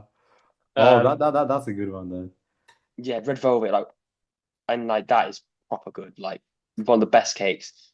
Carrot cake's great as well. I know you probably. Do you like carrot cake, cream of rice? I'm pretty sure. Cream of rice, yes, but I never had the carrot cake. But I feel like I would like, man, I love carrots. Raw, like I'm like a rabbit. The carrots are I nice, aren't they? Yeah, yeah. I know you have it Yeah, with your. it's the best, the best. Yeah. Um. So yeah, that's favorite off plan. That's the same thing. Yeah, Uh, favorite exercises per body part. One machine, one free weight. I think we just ran through it before, didn't we? Yeah, Yeah, yeah. yeah, Do because you it want to was answer again or? no, I don't think, Okay. man. We explained for Yeah, we did. Yeah. 30 minutes, so yeah, Long term goal in bodybuilding. We said that. yeah. Um. What's your experience with high frequency training? I love it. So briefly, I train upper 3 times per week, lower twice. So it's upper, lower, rest, upper, lower, upper, 3 different upper rotations. It really made me bring up the lagging body part. So my side delts, especially, my side delts just need more volume. And I also like 2 3 sets. Like, no, I do like 5, like 3 times per week. So it's like 15. I started growing. So you need to be fucking on point with your recovery because you press and you press again in 48 hours sometimes. And like if you miss your like night of sleep, like you're cooked. Like there Yeah. is no way that you are progressing. So of course not an issue for myself, but yeah, few considerations like probably if like you if you enjoy a lot of drop sets, that's probably not for you. It's very demanding, but I love demanding shit. So Yeah. Yeah. works for me. The volume per session is very low, so it's majority of the time like for chess is like four working sets, 5 on one day. Uh, but then when you multiply by 3, I would not say that's a low volume. Like I No, know I it's see what you're saying. Yeah, yeah. I know it's Because low volume. It's a different thing for everybody. This is a volume that I can recover from, and uh, that also makes the workout not longer than 3 hours on the yeah, I upper mean, body side of things. But yeah, I had a great experience, and I want to run the split for a few more weeks because for right now I'm very positively surprised. So yeah. I mean, if you look at like, so let's say like I do like 15 sets for chest on a chest workout, that probably equals the same amount you do yeah, at the end of the week. But obviously the thing is, Dom, like I just bench, so like can't bench multiple times a week, Dom. Like oh you, yeah, yeah, if you like when you I trust me, know. like you can't move your fucking chest for a whole week after it, Yeah, But yeah, yeah, yeah. my experience, I did a lot of high frequency when I first started for about a year, upper Okay. lower.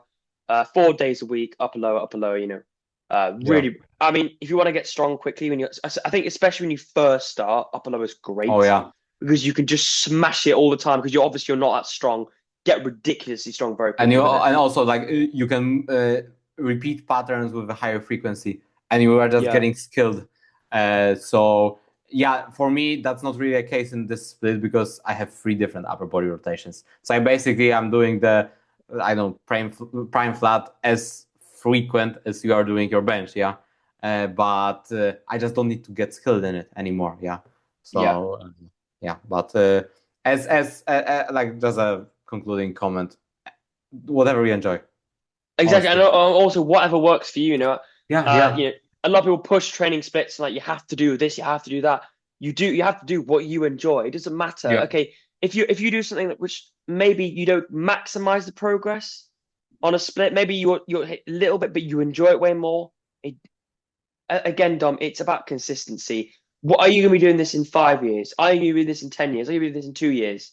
If you yeah, are, and you're slightly making less progress, whatever reason, do that.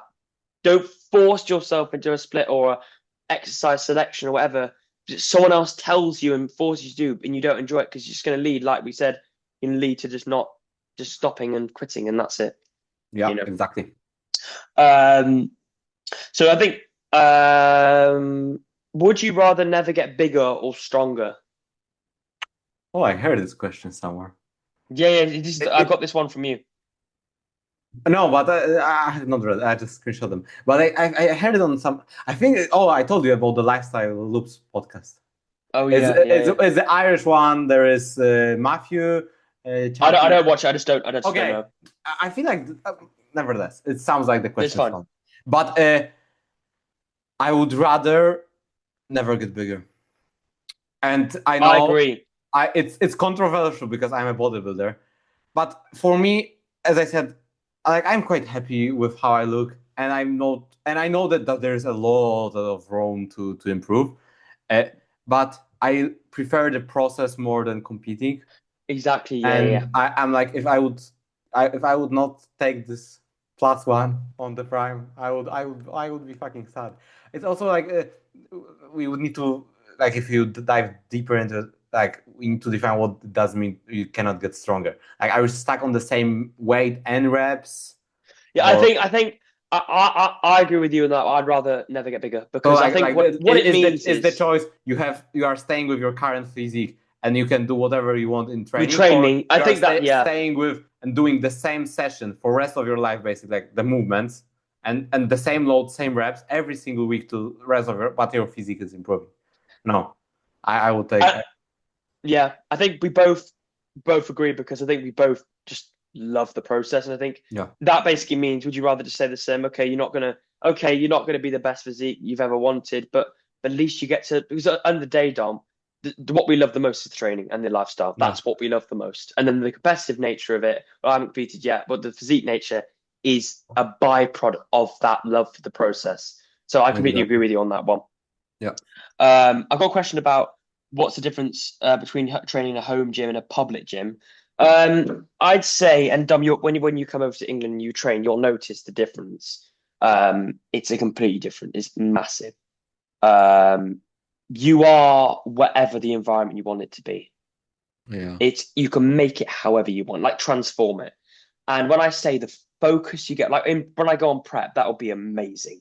Like as you all know, like it's just you're so Yeah. locked in, and it's literally right. I walk outside, I go, I'm in there like all the time, doing cardio at calves all the time, like it's amazing. It's amazing. Like Yeah. and I hopefully you will have your own gym at some point as well, and you'll see how great it is. I hope the only question I have with regards to that, how the fuck are you taking a rest day? Like if you have a gym Yeah, like 20, like 10 meters from your bed. I'm that like I literally train like 6 days a week, so like even if I go in there, I just go and do calves and with this leg press, yeah, like that's it. Cardio. I've got a I cardio would machine as well. yeah, Um, that's lovely. but the thing is, as well, I actually had to get it because I got kicked out of everywhere. Like there was no gym left in the county to go to, so That's it wasn't just like I was going to like there was nowhere else to go. yeah, you were forced. Forced to, yeah. Um, there's a few more. Uh, I think okay. About peptides. Obviously Oh. we're natural, so we can't sort of give you a doctorate on enhancements. But I think Dom mentioned you want to repeat that, Dom, your little segment about retatrutide and what in terms of like how it's sort of like it skips like the delayed gratification of bodybuilding and Yeah, everything yeah. like that. What was the question? Is It it was so yeah, your thoughts on peptides and the false? neurotoxicity. Okay. My thoughts are if you're not on gear and you're taking peptides, you're a pussy. Like Yeah, why? what Yeah, are you why? doing? What are you Mm. doing with your life? I'm not like you don't have minerals to go on gear, so you take this. No, like so that's my first thought. If you're on gear, then that's a completely different story. Uh, but I feel like people are looking for a pill for everything right now. I'm Yeah. hungry. I need a pill. You know what I mean by a pill. I need a pill. I don't know whatever. I'm weaker. I need a pill. Something. I need a pill. Like this. Like you need something right now. Like right now, Yeah, I yeah, need yeah, to yeah. make my life easier. So I don't know. For example, I won't do cardio because I'm lazy, and I won't protect my heart this way as a enhanced. So I will take some pill, and it's like Yeah. go on and go on. So it is probably a nice addition. Probably some stuff like BPC on cycle and like stuff like that. But if you want to take only It's peptides, pointless because it no, works in no, synergy with and anabolics. from the natural side of things, you are no longer natural. Oh yeah, I mean we can talk about And an hour about that. this Yeah, needs to be be very defined. clear Yeah, here. If you take retatrutide, you cannot compete in WNBF or no. any other tested federation for the duration of around 10 years, depending on the federation. So don't be fucking stupid, please. Yeah, exactly. I mean, yeah, I mean, you can't. I mean, there's been a massive thing about loads of naturals, obviously not natural competing using peptides. That is not natural. That is enhancement. That is Yes. giving you leaner. It's giving you, a lot more advantage than someone who is, and it's unfair and it's ruining the whole point of the No, sport. no, And if yeah, you it's start like, merging it, then there is no, then you just ruin it. yeah, it's And I completely like as an addition to a cycle. I That's a completely different story. yeah, As a thing on their own, never. yeah, Like yeah. I think this is the most pointless stuff. And also, if you're using it to replace fundamental hard work through whether that's dieting or gaining, then this is what's gonna happen. If you rely on it and then you go off it, you're gonna go straight back to where you were because Yeah, you're not changing internally your actual approach to that yeah, phase. It's a short-term glaze over what you actually are inside, and then you go straight back to it. Some people who go on GLPs, Dom, they lose yeah. 60 pounds on Ozempic, and then they go off it and they gain 60 pounds back, and then they've detrimented their health with a substance which isn't researched, and they've wasted thousands of pounds. So Yeah, exactly. Couldn't agree more. And like short thing, like people have been on testosterone and stuff like that for like dozens of years now. yeah, Like retatrutide, yeah, like probably the first person hopped on it like one year ago. So you have no clue if it has any side effects. Like we have no clue. yeah. So Yeah, no, like vaping, we just don't know. We don't know what it's gonna do, and I wouldn't trust it. yeah. We've got a few more questions. Just wanna, obviously it's getting very late now, but I know Grant trains. Oh, I Um, guess, bro, he was yeah, today in the gym.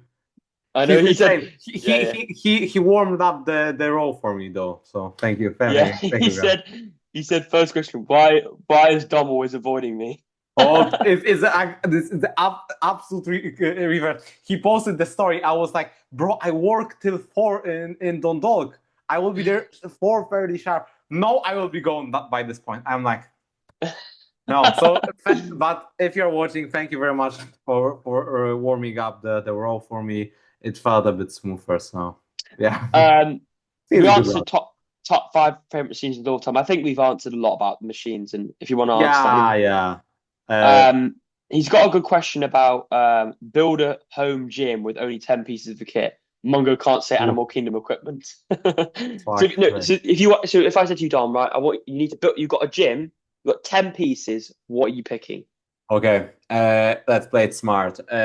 Cybex, the OG Smith. I would Yeah. take the free motion dual stack. Like, Okay.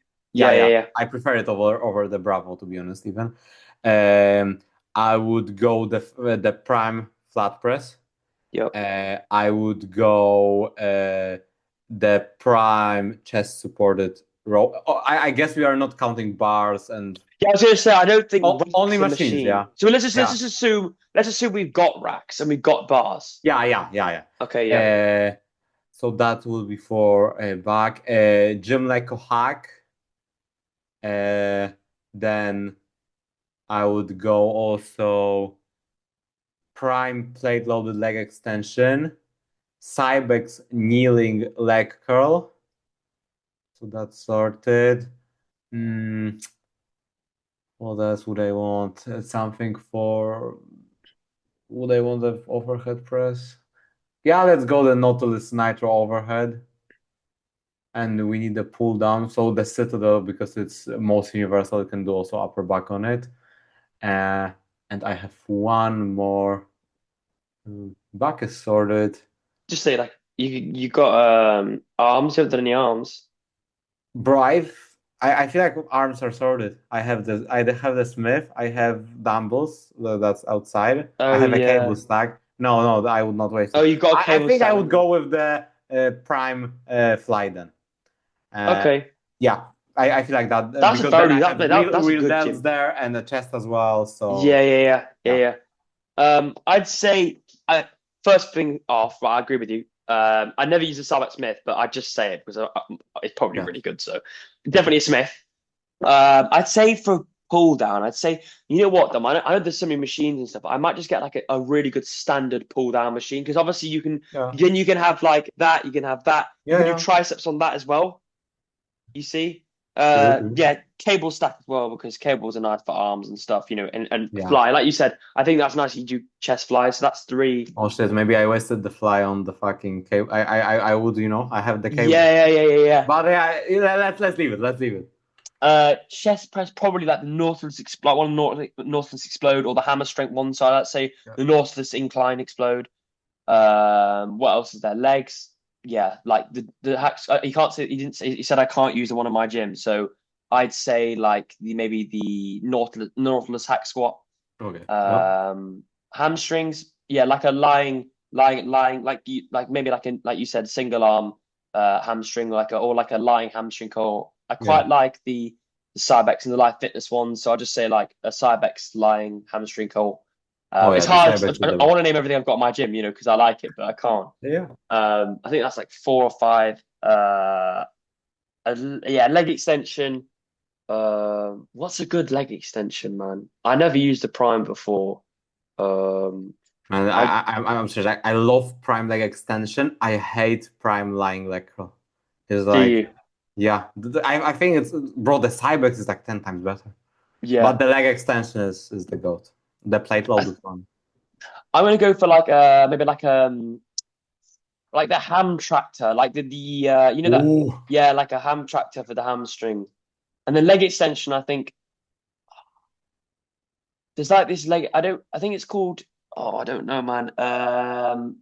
Xego. It's like a really shit brand, but this leg extension from Xego is the smoothest leg extension I've ever used. And it's not very famous, but that is insane. I used. What else is there? Oh, yeah. So I don't know how many I'm on, like five or six. It's hard, isn't it, Dom? yeah, it is. Yeah, you have four Uh, more. yeah. So like, so we got chest. You got all the arms are done with the cables, so you don't need Yeah. any arm machines. I definitely say like a leg press as well. I have to have a leg press as well. Oh yeah. So like maybe like a Cybex pivot press. It's Yeah. really, really good. I've used that Mm-hmm. many times. Very nice. Then like maybe like a upper back row, like one of those like a Cybex machine row or something, like one of those ones. Um, like two more. Like chest flies. So no, but but you got chest flies with that, haven't you? So Yeah. you got leg press, got hamstring, got that's a lot. I think ten's a lot, isn't it? Fuck yeah, of Um, course it is. maybe like a I don't should I have a calf raise because like we could do that on Oh leg yeah. press, couldn't you? Yeah. Yeah. Maybe like I'll just add an arm machine in there because an arm machine, maybe Yeah. like a really nice like preacher curl machine, because they're really nice, aren't some of them, aren't they? Like you Oh get like yeah. a really nice squeeze and stuff. Bro, the old Strive is so good. Is it? It's the best pre and I love the dumbbell one, but it's the best preacher ever. I use both plate loaded Strive. I use also the Prime in both versions. I've used all of them. It's the Strive one. It's different. It's like so old school. Love it. Yeah, yeah. Just I never use any Stripe stuff, but it looks nice, the preacher Yeah. Stripe. And then for last one, I'll just put like it's hard. What do you think, Dom? What like? Because you got everything there, haven't you? And maybe like another chest. Oh, no, Already overhead shoulder. press. Yeah, Yeah. yeah, yeah. So shoulder. I've got a Smith, haven't I? So maybe like have you ever used the Watson shoulder press machine? No, I It's did like a not. pin loaded one. Oh no, I'll tell you what. The Life Fitness shoulder press, pin loaded shoulder press. I use that. I like Oh, that one. this one. I know which one. I know which one. Yeah, I I have like that not one. used it, but it looks very good. Yeah. Yeah, yeah. Okay. Just a few more. Would you rather only use free weights or pin loaded machines? your whole life. or pin loaded. So if you had to like forever just use free weight or pin loader, what would you do? I would do plate loaded. Yeah, But man, like it's very hard to say. It's like I'd I say don't plate like loaded. this type of questions. Yeah, It's because it's like such a put yeah, yeah, yeah, hypothetical situation. It would never happen. yeah, yeah. But there's I'd say also plate loaded. yeah, probably. Yeah, I mean, there's so much versatility in that, Yeah, you know. yeah. Okay, this is interesting. What top five bodybuilders of all time without saying Phil Heath, Ronnie, Jay, Dorian, Arnold, and Lee Haney? Fucking kidding. Yeah, Bro, this is fit basically, in. name every bodybuilder except for everyone who's won Olympia. Okay, but okay. So I will just assume It exclude doesn't the matter. golden-ish era and like Yeah, but later. Dom, it doesn't have to be someone. It could be now. It doesn't have to be someone who's like won anything. Who you like? You like the physique of, you know? But just physique wise. Yeah, it could be anything. He just says top five bodybuilder in your opinion without saying these people. You know, in your opinion. He excluded the best ones. So thank you for whoever asked this one.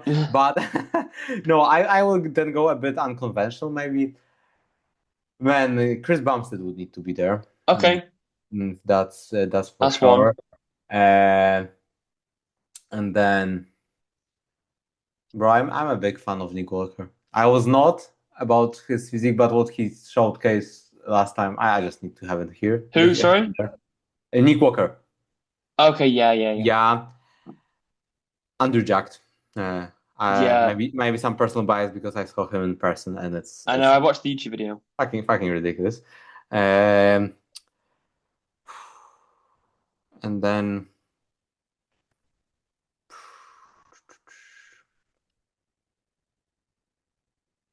and It's hard, isn't it? Yeah. Kean Pearson, and I would love to say someone like Ronnie. No, I was like that should be Ronnie here.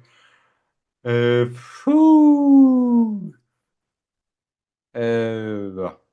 Let's put somebody from the classic maybe. Let's go. Let's go Wesley. Okay. Yeah, that's pretty good. Unconventional. A bit unconventional, but I love his look.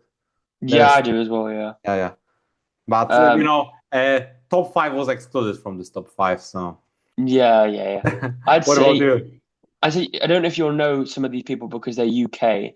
There's a guy called Zach Khan. Yes. Uh, he was just like everything about his training and his the way just not just his physique, he's massive. Like Okay. he like you know Yeah. crazy like massive. Could have been Olympia, but tore both his quads. He tore both his quads off the bone doing 400 kg hack squats. You know, And so man, this is part of the game. that's part of the game. Yeah. So Zach Khan. I'm going to say James Hollingshead. Yeah. Just because of he's a legend in the game. So James Hollingshead, Luke Sando. I don't know if you know who Yeah. Luke Sando is yet. He I was know. UK. They're all UK. His potential was mega. Like he could have gone so far. Unfortunately, he passed away. It's one of those sad times. I also really like not now, but I really do like William Bonac's physique. Oh, Um, that's a very good pick. not I know he's getting older now. He still looks good, but back in like in a few years ago, that bubbliness, Oh yeah. and then someone I also love is Kai Green. Oh yeah. So then that's five. Kai Man, Green. right now I thought about Sass. I would put Sass in Yeah, there. Sass. Yeah. Man, but it's basically the top five was excluded, so basically we're looking I for think we've like got a top. good list. I think we've got a varied list. Yeah. Yeah. I think like that combine it's mega. Okay. Yeah.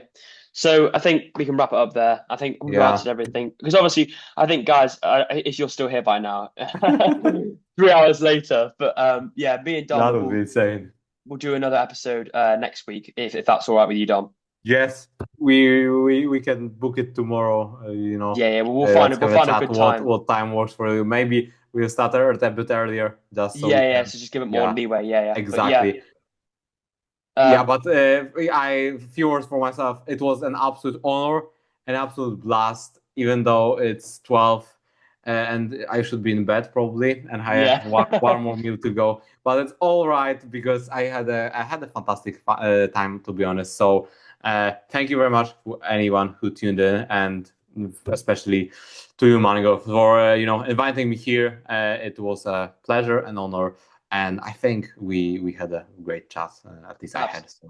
Absolutely. Yeah. So, well, as Dominic said, guys, thank you very much for tuning in once again. If you're still here, yeah, me and Dom will do some more in the next few weeks, and yeah, so make sure you guys stay tuned for that. And yeah, it's been an absolutely great chat. I've very much enjoyed it. I hope you guys have enjoyed it too. Dominic's been a great guest, and yeah, so I hope we'll see you guys in the next one. Make sure you check Dominic's Instagram out. Dominic, is it Dominic_Rusek?